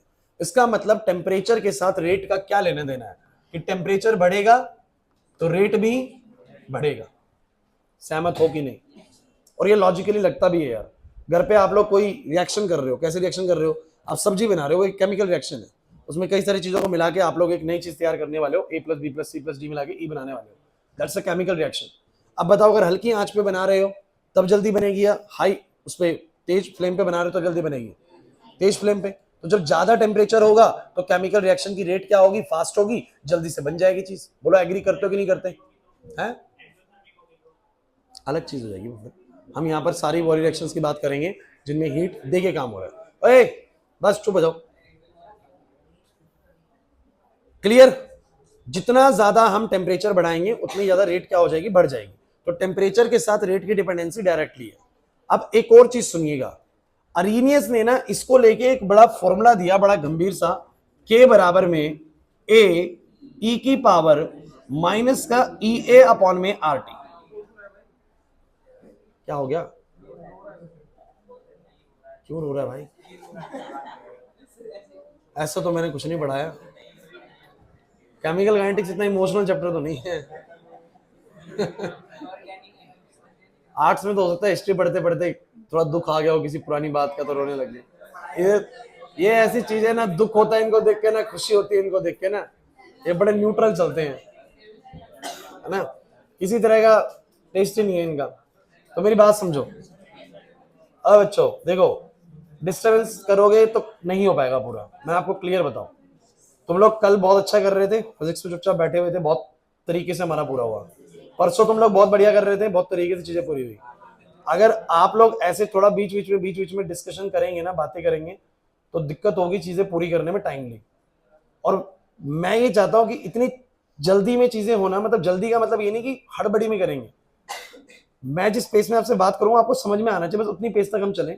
और जितना जल्दी खत्म हो जाए चीजें उतना बेहतर है, क्योंकि जितना जल्दी मैं खत्म करूंगा उतना ज्यादा समय तुम्हें मिलने वाला है पढ़ने के लिए, है कि नहीं? मैं अगर दिसंबर में सोचो तुम लोगों को पूरी फिजिकल केमिस्ट्री करवा दूं, सॉल्यूशंस, इलेक्ट्रो, केमिकल काइनेटिक्स, तीनों हो गया हमारा, विद बैक एक्सरसाइज हो गया, विद टेस्ट भी हो गए तीनों, तो तुम लोगों का जनवरी में प्रैक्टिकल्स होने हैं। फायदा रहेगा तुम्हें क्या? प्रैक्टिकल्स में तुम्हें चीजें नहीं आती, बिल्कुल सीधा बोल देना एक्सटर्नल को कि मेरा प्रैक्टिकल पार्ट इतना बढ़िया नहीं है, मेरे से फिजिकल केमिस्ट्री पूछ लो, मेरी फिजिकल केमिस्ट्री अच्छी है। डेफिनेटली टीचर मौका देगा। मैं बता रहा हूं आप लोगों को, 99% ऑफ टीचर्स आपको ऐसी कंडीशन में मौका देंगे। आदर्श मत छेड़ उनको, मौका देंगे। वो कहेंगे कि ठीक है फिजिकल केमिस्ट्री से बता दे, फिर वो आपसे यही पूछेगा ऑर्डर क्या होता है, मॉलिक्यूलैरिटी क्या होता है, इंटीग्रेटेड रेट इक्वेशन लिख के दिखा दे फर्स्ट ऑर्डर रिएक्शन की, फर्स्ट ऑर्डर रिएक्शन कैसे घटती है, जीरो ऑर्डर में क्या फर्क होता है। तो जब तुमने पढ़ रखा होगा वहां पर बिल्कुल धड़क से जवाब दोगे आप लोग। इसलिए कह रहा हूं बड़ा जरूरी है फिजिकल केमिस्ट्री। मेरा टारगेट है दिसंबर में होना चाहिए, अगर हो गया तो बहुत सही है। फिर हम जनवरी के अंदर अपना ऑर्गेनिक केमिस्ट्री खत्म करेंगे, फिर क्या बच जाता है, फिर डी ब्लॉक बच जाता है मेरे तौर पे, डी ब्लॉक और कोऑर्डिनेशन। उसके लिए हमारे पास शुरू के फरवरी के 10-15 दिन की उनमें भी हो जाएगा पूरा। समझ में आ रहा है? तो मेरी मेरी बात को समझने की कोशिश करो, जितना जल्दी खत्म करेंगे उतना बेहतर है भाई। क्लियर हो रहा है कि नहीं हो रहा? ओए अब सुनो, आपके सामने एक इक्वेशन दी हुई है, k बराबर में a e की पावर माइनस ई ए बाय में आर टी। लखन फिर अभी समझाया, अभी फिर वही हालात है। हो रहे ना तुम्हारे 5 मिनट खराब हो गए ना तुम लोगों के चक्कर में। कुछ लोगों को बहुत फर्क पड़ता है 5 मिनट खराब होते हैं, कुछों को बिल्कुल नहीं पड़ता, कुछों को ये टेंशन रहता है पता नहीं कितनी देर में शुरू करेंगे फिर से। एक इक्वेशन दिया मैंने, k बराबर में a e की पावर माइनस ई ए अपॉन में आर टी। अब ये क्वेश्चन में बहुत सारी टर्म्स दिख रही हैं आप लोगों को। ये k जो है वो क्या है बोलो, रेट कांस्टेंट। इसके बारे में हम जानते हैं कि रिएक्शन की रेट का अंदाजा देता है। अगर k ज्यादा है तो रेट ज्यादा है और k कम है तो रेट कम है, स्लो चल रही है। t आपको पता है टेम्परेचर है, इसका भी आप लोगों को पता लग गया है क्या चीज है। और r यूनिवर्सल गैस कांस्टेंट है, इसका टेंशन लेना नहीं, कांस्टेंट है यार 8.314, इसका कोई टेंशन नहीं, यूनिवर्सल गैस कांस्टेंट है। इसी इक्वेशन को तो समझना है, और मैं बता रहा हूं गारंटेड क्वेश्चन आएगा, लिख के ले लो 100% क्वेश्चन आएगा रीनियस का, क्योंकि 3 फेज में चैप्टर है, चैप्टर की वेटेज 7-8 नंबर की है। कोई मूर्ख भी समझ जाएगा कि तीनों फेज से ये क्वेश्चन देगा सीबीएसई, है ना, वो छोड़ेगा नहीं किसी भी फेज से। एक क्वेश्चन वहां से, एक क्वेश्चन यहां से, एक क्वेश्चन यहां से, तो आना गारंटेड है, टीचर बोल सकते हैं बिल्कुल की गारंटी से आएगा। तो अब यहां पर ये यूनिवर्सल गैस कांस्टेंट हो गया। अब ये सुनो क्या है, ये जो है ना, ये है बच्चों एक्टिवेशन एनर्जी। इस ई का कुछ मत करो, ये एक्सपोनेंट है। एक्सपोनेंट मतलब कि तुम लोगों का जैसे कि कोई बोल दे 2 की पावर कुछ लगा हुआ है, तो एक्सपोनेंट जो होता है इसका भी एक नंबर होता है 2.7 के करीब एम्पीयर कांस्टेंट होता है, तो 2.7 की कुछ पावर है। लेकिन बच्चे कहेंगे सर ये ई मतलब 2.7 में सॉल्व कैसे करूंगा? सॉल्व की टेंशन आप मत लीजिए, वो मैं बताऊंगा आप लोगों को सॉल्व कैसे करना है। लेकिन आप बस पैरामीटर्स पे नजर डालिए, के माने रेट कांस्टेंट, टी माने टेम्परेचर, आर माने यूनिवर्सल गैस कांस्टेंट, ए मतलब एक्टिवेशन एनर्जी। ये जो ए था ना वो था अरेनियस फैक्टर, और जिसके बारे में ना अरेनियस को भी बहुत प्रॉपर्ली नहीं पता कि ये कांस्टेंट किस लिए आ रहा है, तो अरेनियस का बस अरेनियस कांस्टेंट या अरेनियस फैक्टर करके इसको छोड़ देते हैं, बाद में पता लगा था मैं। अब पूरी बात सुनिएगा बच्चों, 3 चीजों पर नजर हो भाई, सबकी नजरें 3 चीजों पर होनी चाहिए। अगर तुम्हें 3 चीजों पर नजरें समझ में आ गई तो काम बन जाएगा, रेट कांस्टेंट और टेम्परेचर और एक्टिवेशन एनर्जी। बस इन 3 पे ही ध्यान देना है, सारी क्वेश्चन समझा दूंगा कैसे काम करके। 3 पे आपको पता लग गया, टेम्परेचर के बढ़ने पर रेट बढ़ती है, टेम्परेचर के बढ़ने पर रेट, मैं इस फॉर्मूले के जरिए बताऊंगा, फॉर्मूले में बड़ा दूर दिख रहा है, टी आपको समझ नहीं आ रहा कि उसके बढ़ने पे बढ़ेगा कैसे, दिखा दूंगा। लेकिन पहले आप समझो, टेम्परेचर के बढ़ने पे रेट बढ़ेगी, ये बात लॉजिकली समझ में आती है, क्योंकि जब टेम्परेचर बढ़ेगी तो हीट बढ़ेगी, रेट बढ़ेगी। अगर एक्टिवेशन एनर्जी की बात करूं, देखता हूं एक्टिवेशन एनर्जी का रेट से क्या लेना देना है, तो पहले तुम्हें समझना पड़ेगा कि एक्टिवेशन एनर्जी होती क्या है। तो भैया बात ऐसी है कि किसी भी रिएक्शन को होने के लिए, किसी भी रिएक्शन को होने के लिए, जैसे कि मैं तुम्हें एक रिएक्शन दिखाता हूं, H2 प्लस में I2 गिव राइज टू बनता है 2HI। यही रिएक्शन का एग्जांपल मैंने पहले लिया था। होता क्या है इसके अंदर, ध्यान से समझिएगा। होता ये कि जैसे मान लो H और H का एक बॉन्ड बना हुआ पहले से, इस तरीके से मान लो H और H का बॉन्ड बना हुआ है, और I और I का भी बॉन्ड बना हुआ है, और अब इनका रिएक्शन करके 2HI बनने वाला है। तो एक्चुअली में ये बनने से पहले ना एक स्टेप आता है बीच में, इंटरमीडिएट स्टेप, जहां पर पुराने H के बॉन्ड टूट रहे होते हैं, पुराने I के बॉन्ड भी टूट रहे होते हैं, और नए बॉन्ड बन रहे होते हैं। मतलब कि ऐसा स्टेज होता है जो कि हाईली अनस्टेबल स्टेज होता है, इसको बोलते हैं इंटरमीडिएट स्टेज। सुनिएगा पूरी बात, इंटरमीडिएट स्टेज होती है ये रिएक्शन की, ऐसी स्टेज होती है जहां पर रिएक्टेंट के पुराने बॉन्ड टूट रहे होते हैं, रिएक्टेंट के पुराने बॉन्ड टूट रहे होते हैं और नए बॉन्ड जुड़ रहे होते हैं। हाईली अनस्टेबल स्टेज, बिकॉज ना तो प्रॉपर्ली बॉन्ड टूटे ना प्रॉपर्ली बॉन्ड बने हुए हैं, तो हाईली अनस्टेबल स्टेज होती है, इंटरमीडिएट स्टेज होती है, तो बोलते हैं most unstable stage, most unstable. और बहुत अनस्टेबल होती है, इस रिएक्शन में बहुत ही फ्रैक्शन ऑफ सेकंड के लिए एग्जिस्ट करती है, और फिर दोबारा से नए बॉन्ड बनके HI और HI बन जाता है, यानी बोलो क्या बन जाता है, 2HI। क्या बन जाता है बोलो? मेरी पूरी बात को समझने की कोशिश करना है कि रिएक्टेंट से प्रोडक्ट बनने से पहले बीच में एक ऐसा स्टेज आता है जिसको हम इंटरमीडिएट स्टेज बोलते हैं, जहां पर रिएक्टेंट अपने पुराने बॉन्ड को तोड़ रहा होता है और नए बॉन्ड को बना रहा होता है। बोलो है कि नहीं? तो ऐसा स्टेज आता होगा, और ये बहुत ही हाईली अनस्टेबल स्टेज है। अच्छा, इन तीनों स्टेज में सबसे अनस्टेबल स्टेज किसको कहूंगा? इसी को कहूंगा। अब रिएक्टेंट हो सकता है कम स्टेबल हो, ये उससे ज्यादा स्टेबल हो, लेकिन सबसे अनस्टेबल स्टेज कौन सा है बोलो? इंटरमीडिएट स्टेज, जहां पर पुराने बॉन्ड टूटते हैं और नए बॉन्ड बनते हैं, वो वाले स्टेज को इंटरमीडिएट स्टेज कहते हैं। तो भैया रिएक्टेंट को सुन लीजिएगा क्या होती है एक्टिवेशन एनर्जी। रिएक्टेंट को इस इंटरमीडिएट स्टेज तक तो पहुंचना पड़ेगा अगर प्रोडक्ट बनाना है तो, क्योंकि इस स्टेज तक तो आना पड़ेगा जहां पर पुराने बॉन्ड टूटे और नए बॉन्ड बने, उसके बाद प्रोडक्ट बन जाएगा। तो इस स्टेज तक आने के लिए उसको एक मिनिमम एनर्जी की रिक्वायरमेंट होती है कि इतनी एनर्जी तो इसको मिलनी चाहिए, तब जाके पुराने बॉन्ड टूटने स्टार्ट होंगे और नए बॉन्ड बनने स्टार्ट होंगे।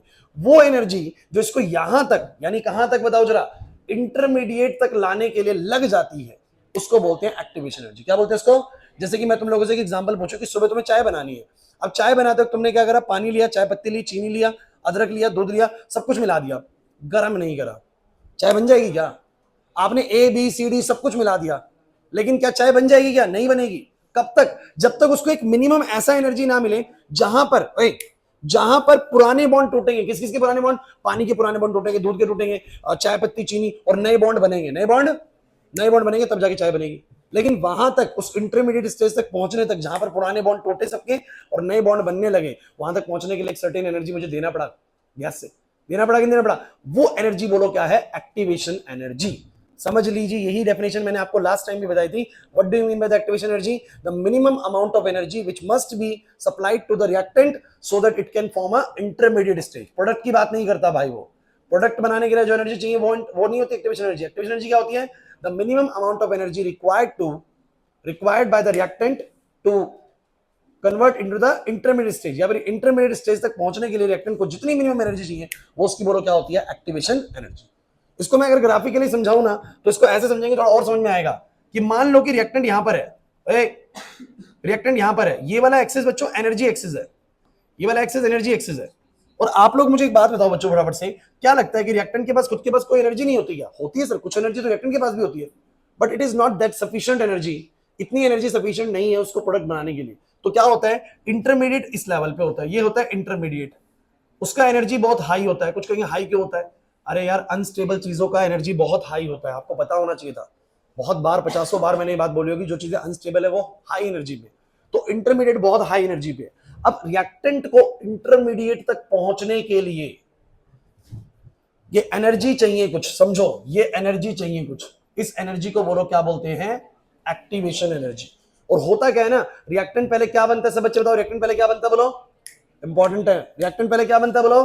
इंटरमीडिएट बनता है। उसके बाद बोलो वो क्या बनता है? प्रोडक्ट। मतलब फिर से वो लो एनर्जी पे आता है और स्टेबल होता है। लो एनर्जी पे आता है और बोलो क्या होता है? स्टेबल। लेकिन वो कितना स्टेबल होगा ये डिपेंड करता है कि प्रोसेस एंडो है या एक्सो है। तो मान लेते हैं, मैं थोड़ा ज्यादा स्टेबल करता हूं फिलहाल समझाने के लिए आप लोगों को। तो मैं मान लेता हूं कि अब वो यहां आ जाएगा, अब वो यहां आ जाएगा, समझो मेरी बात को, यहां आ जाएगा। तो नेचुरल रिएक्टेंट इतनी एनर्जी पे था, प्रोडक्ट इतनी पे है। समझो मेरी बात को, रिएक्टेंट इतने भी था, प्रोडक्ट इतनी भी है, तो मतलब नेट सेल तो एनर्जी रिएक्टेंट ने रिलीज ही करी है। नेट सेल तो रिएक्टेंट ने एनर्जी बोलो क्या करी है? रिलीज ही करी है, क्योंकि रिएक्टेंट हाई एनर्जी पे है और प्रोडक्ट बोलो किस पे है? लो एनर्जी पे। लेकिन मैं बार बार कह रहा हूं कि रिएक्टेंट को प्रोडक्ट बनाने के लिए डायरेक्टली कुछ नहीं बनता।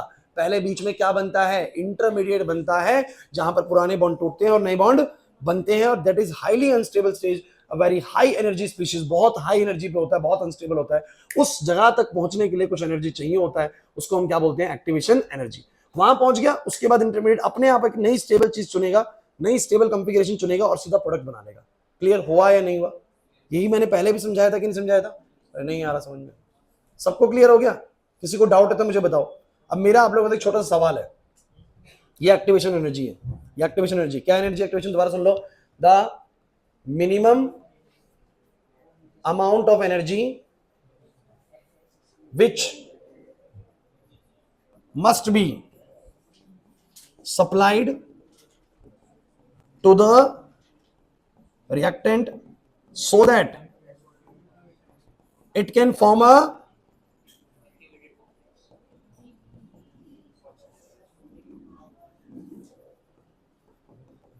बार बार कह रहा हूं इंटरमीडिएट तक पहुंचाना क्यों जरूरी है? क्योंकि अगर एक बार अनुराग, अगर एक बार इंटरमीडिएट तक पहुंच गया, उसके बाद तो वो अपनी स्टेबल स्टेट चुनेगा अगली वाली और प्रोडक्ट बन जाएगा। तो कहां तक पहुंचाना जरूरी है?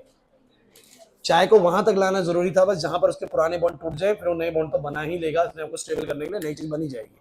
क्लियर हो रहा है कि नहीं हो रहा? तो भैया बात बड़ी सिंपल सी है, सुनो ध्यान से।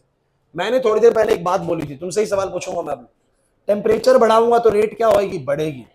अब मेरा आपसे ये पूछना है कि किसी रिएक्शन का अगर एक्टिवेशन एनर्जी ज्यादा है तब रेट फास्ट होगा, या जब एक्टिवेशन एनर्जी कम होगा तब रेट फास्ट होगा? देखो आप समझ रहे हो, ए और बी को मिलकर सी बनाना है, ए और बी को मिलकर सी बनाना है, लेकिन ए और बी तब तक सी नहीं बना पाएंगे जब तक हमारा इंटरमीडिएट तक पहुंचने का एनर्जी ना मिले। और अगर ये एनर्जी बहुत थोड़ा सा चाहिए होगा तो जल्दी जल्दी नहीं मिलेगा एनर्जी। अरे मान लो किसी 10 जूल ही चाहिए तो जल्दी जल्दी मिल जाएगा और जल्दी जल्दी इंटरमीडिएट बन के प्रोडक्ट आएगा। लेकिन सोचो कि एक्टिवेशन एनर्जी बहुत ज्यादा चाहिए, एक्टिवेशन एनर्जी बहुत ज्यादा चाहिए, तो फिर आप समझ जाइए कि अगर एक्टिवेशन एनर्जी ज्यादा चाहिए तो फिर ए और बी को एनर्जी लेने में भी समय लगेगा और फिर प्रोडक्ट बनाने में भी समय लगेगा। इसका मतलब कि अगर एक्टिवेशन एनर्जी ज्यादा होता है, एक्टिवेशन एनर्जी बोलो क्या होता है, ज्यादा होता है, तो रेट बोलो क्या होता है, स्लो होता है। मतलब कैसा रिलेशन है, इनवर्स या डायरेक्ट? दिमाग लगाने की कोशिश करो। अगर एक्टिवेशन एनर्जी कम है तो रेट ज्यादा होगा। तो मुझे तुम बस ये बता दो, अगर मैं तुम लोगों से पूछूं, हाँ भाई प्रियांशु, टेम्परेचर बढ़ेगा तो रेट बढ़ेगा, लेकिन अगर एक्टिवेशन एनर्जी बढ़ा हुआ है, ज्यादा है, तो रेट स्लो होगा। मतलब एक के साथ डायरेक्ट रिलेशन है, एक के साथ इनवर्स। ये बात लॉजिकली समझ में आ गई? सब बच्चे पहले लॉजिकली भी काम करते हैं, मैथमेटिकली उसके बाद दिखाऊंगा। लॉजिकली मुझे यस या नो करो कि क्या तुम्हें समझ में आ रहा है कि टेम्परेचर के बढ़ाने पर रेट बढ़ती है? पहली चीज डायरेक्ट रिलेशन, एक्टिवेशन एनर्जी ज्यादा होने पर रेट स्लो होती है, एक्टिवेशन एनर्जी ज्यादा होने पर रेट स्लो होती है, इनवर्स रिलेशन। क्या लॉजिक पकड़ में आ गया? अब आते हैं मैथमेटिकल एस्पेक्ट पे। मुझे बताओ इक्वेशन क्या सिखाई तुम लोगों को? इक्वेशन क्या सिखाई है? एक बार इसको मैथमेटिकली देख लेते हैं। आ जाओ आ जाओ आ जाओ। बादल बात नहीं बिल्कुल भी। अब इसको देख, इसके अंदर ऐसा दिया हुआ है, इसको मैं अगर ऐसा लिख लूं, वो पावर माइनस में है तो उसको नीचे ले आऊं, ऐसा बन जाएगा। अब तुम लोग थोड़ा सा मैथमेटिक्स लगाने की कोशिश करना, मैं टेम्परेचर के साथ समझाने की कोशिश करता हूं। अगर टेम्परेचर ज्यादा हुआ, टेम्परेचर ज्यादा हुआ तो मुझे तुम ये बताओ, निखिल, टेम्परेचर अगर ज्यादा हुआ तो ये जो EA बाय RT है ये ज्यादा होगा या कम होगा? कम होगा। अरे यार किसी के डिनोमिनेटर में चीज बैठी है, तो अगर T ज्यादा हुआ तो ये पूरी पावर क्या हो जाएगी, कम। और पावर कम होगी तो पूरा का पूरा E की पावर EA बाय RT भी क्या हो गया, कम हो गया। और ये पूरा कम हो गया तो K, तो डायरेक्ट रिलेशन आ रहा है कि नहीं आ रहा? मैथमेटिकली क्लियर हुआ? नहीं आया समझ?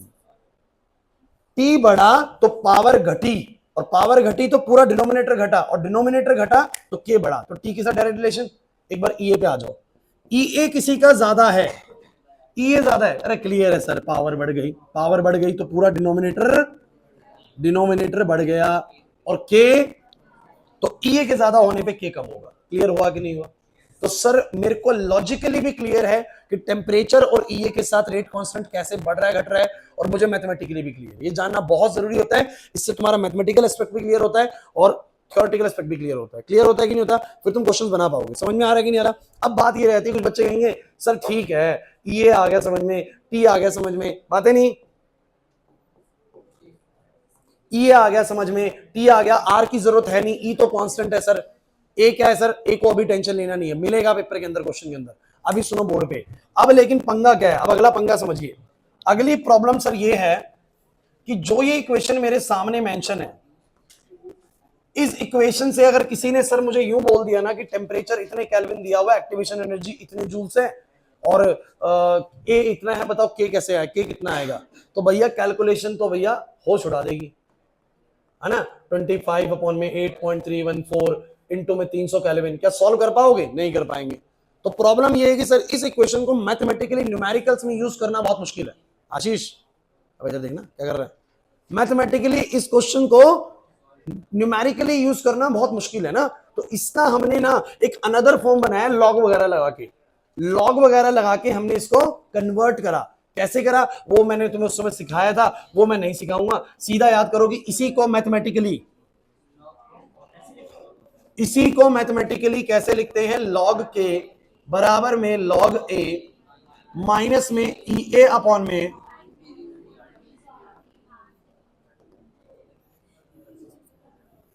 किसी भी बच्चे को अगर कभी क्वेश्चन आया कि भाई फलाना टेम्परेचर है, फलाना एक्टिवेशन एनर्जी है, अरीनियस कांस्टेंट दिया हुआ है इतना 50 का, और कह दे कि रेट कांस्टेंट बताओ, तो भैया मैं ऊपर वाली इक्वेशन इस्तेमाल नहीं करूंगा, वो सिर्फ समझने के लिए थी। इक्वेशन हमेशा नीचे वाली करूंगा यूज। कैसे पुट करूंगा, आ जाओ सभी बच्चे, ये पुट करूंगा, आर पुट करूंगा, टी पुट करूंगा, आर की वैल्यू 8.314 है, ए पुट करूंगा, ये सॉल्व हो जाएगा, सब ये सॉल्व हो गया, ये सॉल्व हो गया, लॉग के बराबर में कुछ नंबर आ जाएगा, और के बराबर क्या आएगा, लॉग उधर जाके बोलो क्या आएगा, एंटी लॉग ऑफ फलाना ठिकाना जो भी नंबर है, ये पेपर में आपको क्वेश्चन के अंदर ही मिलेगा कि इस नंबर का एंटी लॉग इतना है, इस नंबर का, जैसे मान लो तुम्हारा 15.6 आ गया तो उसमें लिख रखा होगा क्वेश्चन में एंटी लॉग ऑफ 15.6 फलाना नंबर होता है, तो आप लोग सीधा के निकाल देंगे। तो मेरा क्या कहना है जरा बता दो भाई। सर न्यूमेरिकल पर्पस के लिए, सचिन न्यूमेरिकल पर्पस के लिए तो कौन सा इक्वेशन यूज करेगा, ये वाला। क्लियर हुआ। एक टेम्परेचर पे कोई बोले कि बताओ 300 केल्विन पे इस रिएक्शन का रेट कांस्टेंट कितना है, 300 केल्विन पे इस रिएक्शन का रेट कांस्टेंट कितना है, मैं निकाल दूंगा। लेकिन अब सवाल बदलेगा एक और, वो क्या बोलेगा, यहां पर दो टेम्परेचर दो रेट कांस्टेंट, कैसे, सुनो सुनो, बोलेगा किसी T1 टेम्परेचर पर कुछ रेट कांस्टेंट था, बताइए अगर मैंने टेम्परेचर बढ़ा के T2 कर दिया तो रेट कांस्टेंट कितना हो गया होगा। यार ऑब्वियस सी बात है, अगर आपका टेम्परेचर अभी 300 केल्विन है तो कुछ रेट कांस्टेंट है, आप जानते हैं कि टेम्परेचर बढ़ेगा तो रेट कांस्टेंट भी बढ़ेगा। तो वो बोलेगा बताओ पहले इतने टेम्परेचर पे इतना रेट कांस्टेंट था, अब बताओ इतने टेम्परेचर पे कितना होगा, यानी T1 K1 और T2 K2। इसका भी फॉर्मूला मैंने इसी से ड्राइव किया था, अगर आपको देखना है वो ड्राइव कैसे करा था तो वीडियो में देखना। अभी सीधा रिजल्ट की बात करेंगे, ऐसे में फॉर्मूला लगाना log K2 by K1 EA upon में 2.303 R 1 बाय में T1 माइनस में 1 बाय में T2। चिंता मत करिए, मैं भी क्वेश्चन करवा देता हूं, बोर्ड पे देखो। What does this formula help, भाई ऊपर वाले में नीचे वाले में क्या फर्क है समझ लो, क्योंकि गारंटेड न्यूमेरिकल आने वाला है, समझ लो इस बात को, क्योंकि न्यूमेरिकल यहां से पक्का आएगा भाई। ऊपर वाला काम आएगा जब बोलेगा कि एक फलाना टेम्परेचर बता रहे, बताओ इस पर रिएक्शन का रेट कांस्टेंट कितना है, टेम्परेचर पे रेट कांस्टेंट पूछ रहा है, 300 केल्विन पे कितना रेट कांस्टेंट है। ये वाला कब यूज होएगा, कहेगा 300 केल्विन पे तो रेट कांस्टेंट इतना है, बताओ 350 केल्विन कर दिया तो रेट कांस्टेंट कितना होगा। तो मतलब कि T1 दे देगा 300, T2 दे देगा 350, T1 पे बता देगा K1 कितना रेट कांस्टेंट था, K2 पूछ रहा है, एक्टिवेशन एनर्जी देगा, R देगा, सारी वैल्यू पुट करेंगे, आंसर आएगा। केमिस्ट्री के अंदर कोई भी झोल नहीं होने वाला, जैसा फॉर्मूला आपको बताया जा रहा है ना, वो फॉर्मूले में सारी चीजें देगी, एक चीज को मिसिंग कर देगा, वो हमें पुट करके निकालनी होगी। आपको इंटीग्रेटेड रेट इक्वेशन और अरेनियस इक्वेशंस के फॉर्मूले में फर्क समझ में आ रहा है। Integrated rate equation is a relation between the, Anurag, integrated rate equation is a relation between the reactants concentration with the time, reactants concentration with the, और यहां पर रिएक्टेंट्स की जो रेट है, रेट का टेम्परेचर से रिलेशन है।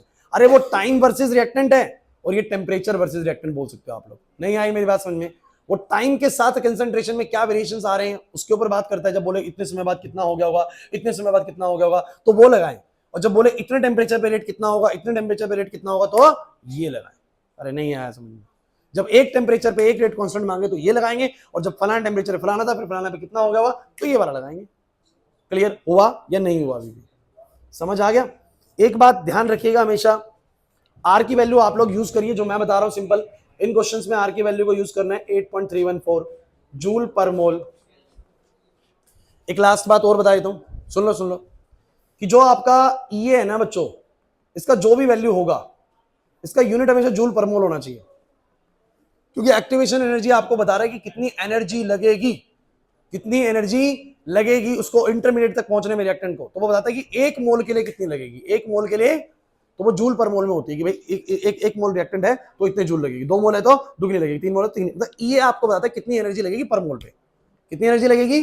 तो एक्टिवेशन एनर्जी का यूनिट बस पता होना चाहिए, क्योंकि इसका भी यूज मैं आपको थोड़ी देर में करवाऊंगा। तो मुझे तुम सब बच्चे बस ये बताओ, फॉर्मूले वाइज सारी बातें समझ में आ गई। ये जो तुमने K बराबर में A e की power minus EA by RT बोला, हाँ भाई अनुराग इधर, K बराबर में A e की power minus EA by RT बोला, वो फॉर्मूला बस अंडरस्टैंडिंग पर्पस के लिए समझ लीजिए कि टेम्परेचर बढ़ेगा तो रेट बढ़ेगा, EA बढ़ेगा तो रेट घटेगा। आ गया समझ में। R कांस्टेंट है, कोई टेंशन नहीं, E एक्सपोनेंट है, कोई टेंशन नहीं, और A अरेनियस कांस्टेंट है जिसका जिक्र उसने अभी नहीं करा है, वो पेपर में मिलेगा, सीधा वैल्यू डालेंगे आंसर आएगा। क्लियर हुआ या नहीं हुआ सबको, बताओ इसमें कोई प्रॉब्लम है तो। अब एक क्वेश्चन देखो, एक एक्सरसाइज है, बुक है आपके पास, देखो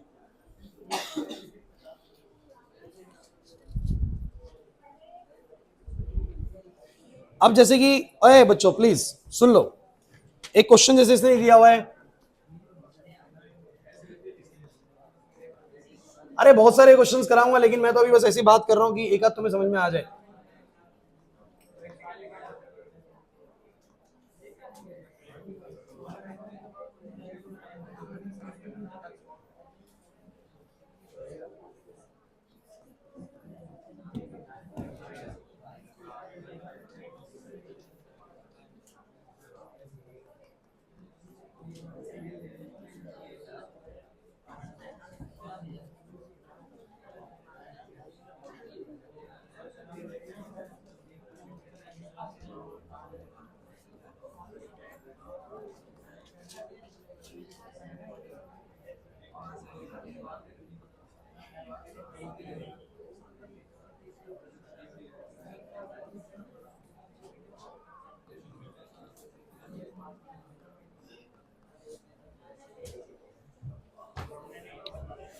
आओ भाई आओ, क्लास प्लीज, बातें नहीं करनी है और बोर्ड पे देखना है। कह रहे ओए, एक रिएक्शन है जिसमें ए अपने किसमें कन्वर्ट हो रहा है बोलो, प्रोडक्ट में। उसका रेट कांस्टेंट जो है वो है 4.5 इंटू 10⁻³ जब तापमान 10 डिग्री सेल्सियस है। इसको केल्विन में करिए तो 283 केल्विन। देन कहता है बताइए अगर energy of activation 60 kilo joule per mole है, यानी 60,000 जूल पर मोल है, क्योंकि जूल पर मोल इसीलिए बोला था कि ऐसा यूनिट जूल पर मोल है, किलो जूल पर मोल नहीं है। तो कह रहा है कि कितने टेम्परेचर पर रेट कांस्टेंट इतना हो जाएगा। अब आप लोग मुझे क्वेश्चन को साउंड करके बताओ क्या लग रहा है। बोल रहा है इतने टेम्परेचर पर इतना रेट कांस्टेंट है, 283 पे इतना है, तो बताओ अगर इतना रेट कांस्टेंट बन गया है, थोड़ा ज्यादा बन गया है, 10⁻⁴ आ गया, तो अगर इतना बन गया तो कितना टेम्परेचर हो गया होगा। मतलब दो टेम्परेचर और दो रेट कांस्टेंट, मतलब इतने टेम्परेचर पे इतना रेट कांस्टेंट, तो इतना रेट कांस्टेंट कितने टेम्परेचर पे होगा अगर एक्टिवेशन एनर्जी दे रहे हैं। जस्ट अभी फॉर्मूला समझाया, log K2/K1 बराबर में EA अपॉन में 2.303 R 1 में T1 माइनस में 1 में, बोलो क्या करोगे। K2 की जगह पे क्या आएगा, K1 की जगह पे EA की जगह पे 60,000 डिवाइड बाय में 2.303 और 1 में T1 और T2 निकालना है। अब भैया बात ऐसी है, इसको सॉल्व करके लॉग की जो वैल्यू आएगी वो तुम्हें मिलेगी पेपर में। अरे लॉग फलाना ठिकाना तो मिलेगा, तो ये सॉल्व होएगा, ये सॉल्व होएगा और यहां से T2 निकलेगा। थोड़ा कैलकुलेटिव है बट हो जाता है। और चिंता मत करिए, मैं जब बैक एक्सरसाइज कराऊंगा मैं इसको सॉल्व कराऊंगा क्लास में, एक क्वेश्चन में एटलीस्ट पूरा सॉल्व कराऊंगा आप लोगों को। लेकिन मैं अभी सिर्फ आपको समझाना चाह रहा था कि क्वेश्चन की लैंग्वेज पकड़ पा रहे हो आप लोग, नहीं आ रहा समझ में यार। अच्छा ये क्वेश्चन की एक और लैंग्वेज बोल के दिखाता हूं, बताना जरा पकड़ पा रहे नहीं पकड़ पा रहे। सिर्फ वर्बली बोल रहा हूं, कराऊंगा बाद में। कह रहे सुन लो, the rate constant of the reaction at 500 kelvin and 700 kelvin, 500 kelvin और 700 केल्विन पे जो रेट कांस्टेंट है वो इतना इतना दिया हुआ है, इतना इतना दिया हुआ है। तो बताइए एक्टिवेशन एनर्जी कितनी होगी, कर लोगे। T1 पे इतना है, T2 पे इतना रेट कांस्टेंट है, तो T1 T2 दे दिया, K1 K2 दे दिया, ये पूछा कैलकुलेट हो जाएगा। नहीं आ रहा समझ में, कनिष्का नहीं आ रहा समझ में। नेक्स्ट क्या बोला, नेक्स्ट बोला the rate of the reaction, ओए इंपॉर्टेंट है सुनना, the rate of the reaction quadruples, quadruples मतलब 4 गुना हो जाती है जब टेम्परेचर को बदला जाता है 293 केल्विन से 313 केल्विन। मतलब कि पहले इतना था अब इतना कर दिया, तो रेट कांस्टेंट क्वाड्रपल होगी। क्वाड्रपल मतलब 4 गुना, मतलब नया जो K2 है 4K1 हो गया। कह रहे एक्टिवेशन एनर्जी कैलकुलेट करो। बच्चे यूं कहेंगे ए चुप हो जाओ, T1 मिला हुआ है, T2 मिला हुआ है, R पता है, ये पूछा है सर K2 K1 में क्या बोला है, K2 4K1 है, K2 क्या बोला, K1 से K1 कट जाएगा, log 4 की वैल्यू डालेंगे आंसर आ जाएगा। नहीं आया ना, मेरा क्या कहने का मतलब है वो समझो। अरे बच्चों मेरा बस कहना ये था कि जो तुम्हारी ये जो अरेनियस इक्वेशन है जिसको तुम लोग बोल रहे हो k बराबर में a⁻−EA/RT, पहली बात तो तुम्हें पता हो कि अरेनियस ने किन चीजों को रिलेट करने की कोशिश करी है। अरेनियस ने रिएक्शन की रेट का रिलेशन टेम्परेचर और एक्टिवेशन एनर्जी से समझाने की कोशिश करी है। उन्होंने बताने की कोशिश करी है कि अगर टेम्परेचर बढ़ेगा तो रेट बढ़ेगी और एक्टिवेशन एनर्जी अगर ज्यादा होगी तो रेट कम होगा। उसके लिए उन्होंने एक मैथमेटिकल रिलेशन भी दिया जो इस बात को साबित भी करता है। क्लियर हो रहा है कि नहीं हो रहा। बट इस मैथमेटिकल रिलेशन का यूज न्यूमेरिकल्स में नहीं करना है, हमें न्यूमेरिकल्स में हमें यूज करना है इस वाली इक्वेशन का। क्लियर होता है कि नहीं होता। अब एक टेम्परेचर पे अगर रेट कांस्टेंट पूछेगा कि फलाना टेम्परेचर बताओ कितना रेट कांस्टेंट है, एक्टिवेशन एनर्जी बता रहे हैं, अरेनियस कांस्टेंट बता रहे हैं, तो रख देंगे वैल्यू यार सारी निकाल लेंगे और बोलेगी इतने टेम्परेचर पे इतना है बताओ इतने टेम्परेचर पे कितना होगा, या इतना हो चुका बताओ कितना टेम्परेचर है। तो दो टेम्परेचर दो रेट कांस्टेंट की बात करेंगे तो we use this formula. Clear हुआ कि नहीं हुआ, पक्का बताओ मुझे। अभी देखो अभी चीजें बची हैं लेकिन आप बस मुझे पहले बताओ, कोई दिक्कत नहीं है, ऐसा भगदड़ी नहीं करना कि जबरदस्ती का भगा रहे हैं और जबरदस्ती का कर रहे हैं। टाइम है, चीजों को करना अच्छे से ही है। मुझे बस तुम ये बताओ, तुम लोगों को जो पहला फेज था जिसमें मैंने रेट ऑफ रिएक्शन बताया, रेट लॉ एक्सप्रेशन बताया, ऑर्डर बताया, मॉलिक्यूलरिटी बताया, वो अच्छे से आ गया समझ में। सेकंड फेज में मैंने आपको इंटीग्रेटेड रेट इक्वेशंस बताई, जो कि क्या बताती है, जो कि बताती है कि रिएक्टेंट की कंसंट्रेशन टाइम के साथ कैसे वेरी करती है। अब बताओ, जीरो ऑर्डर रिएक्शन की अलग तरीके से वेरी करती है और फर्स्ट ऑर्डर रिएक्शन की अलग तरीके से, और दोनों का टाइम वाला रिएक्टेंट के साथ जो रिलेशन है वो क्या है, बोलो, अलग अलग है। हाफ लाइफ भी आप लोगों को समझ में आ गया, पक्का। उसके बाद थर्ड फेज इस चैप्टर का बताता है अरेनियस इक्वेशन के बारे में, K इक्वल टू में A e की power minus E by RT, जहां पर रेट कांस्टेंट टेम्परेचर से रिलेशन दिखाता है, रेट कांस्टेंट एक्टिवेशन एनर्जी से रिलेशन दिखाता है। बात ये मत करो। और एक इक्वेशन ये वाली और एक इक्वेशन ये वाली, इन पे न्यूमेरिकल्स बनाने पड़े। में समझ आया कि नहीं आया?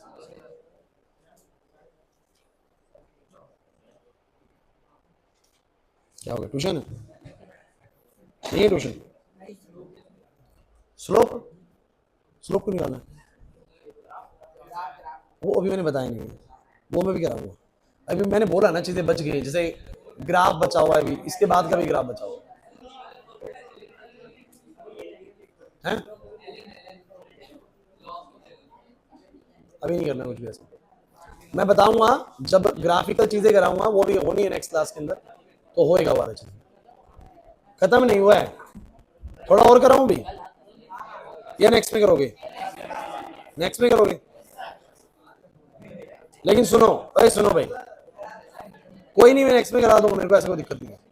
मेरी बात सुनो बच्चों, नेक्स्ट क्लास में जितना इसका बचा हुआ है ना, वो करने में हमें मुश्किल से 20 मिनट लगने हैं। उसके बाद एक्सरसाइज शुरू हो जाएगी।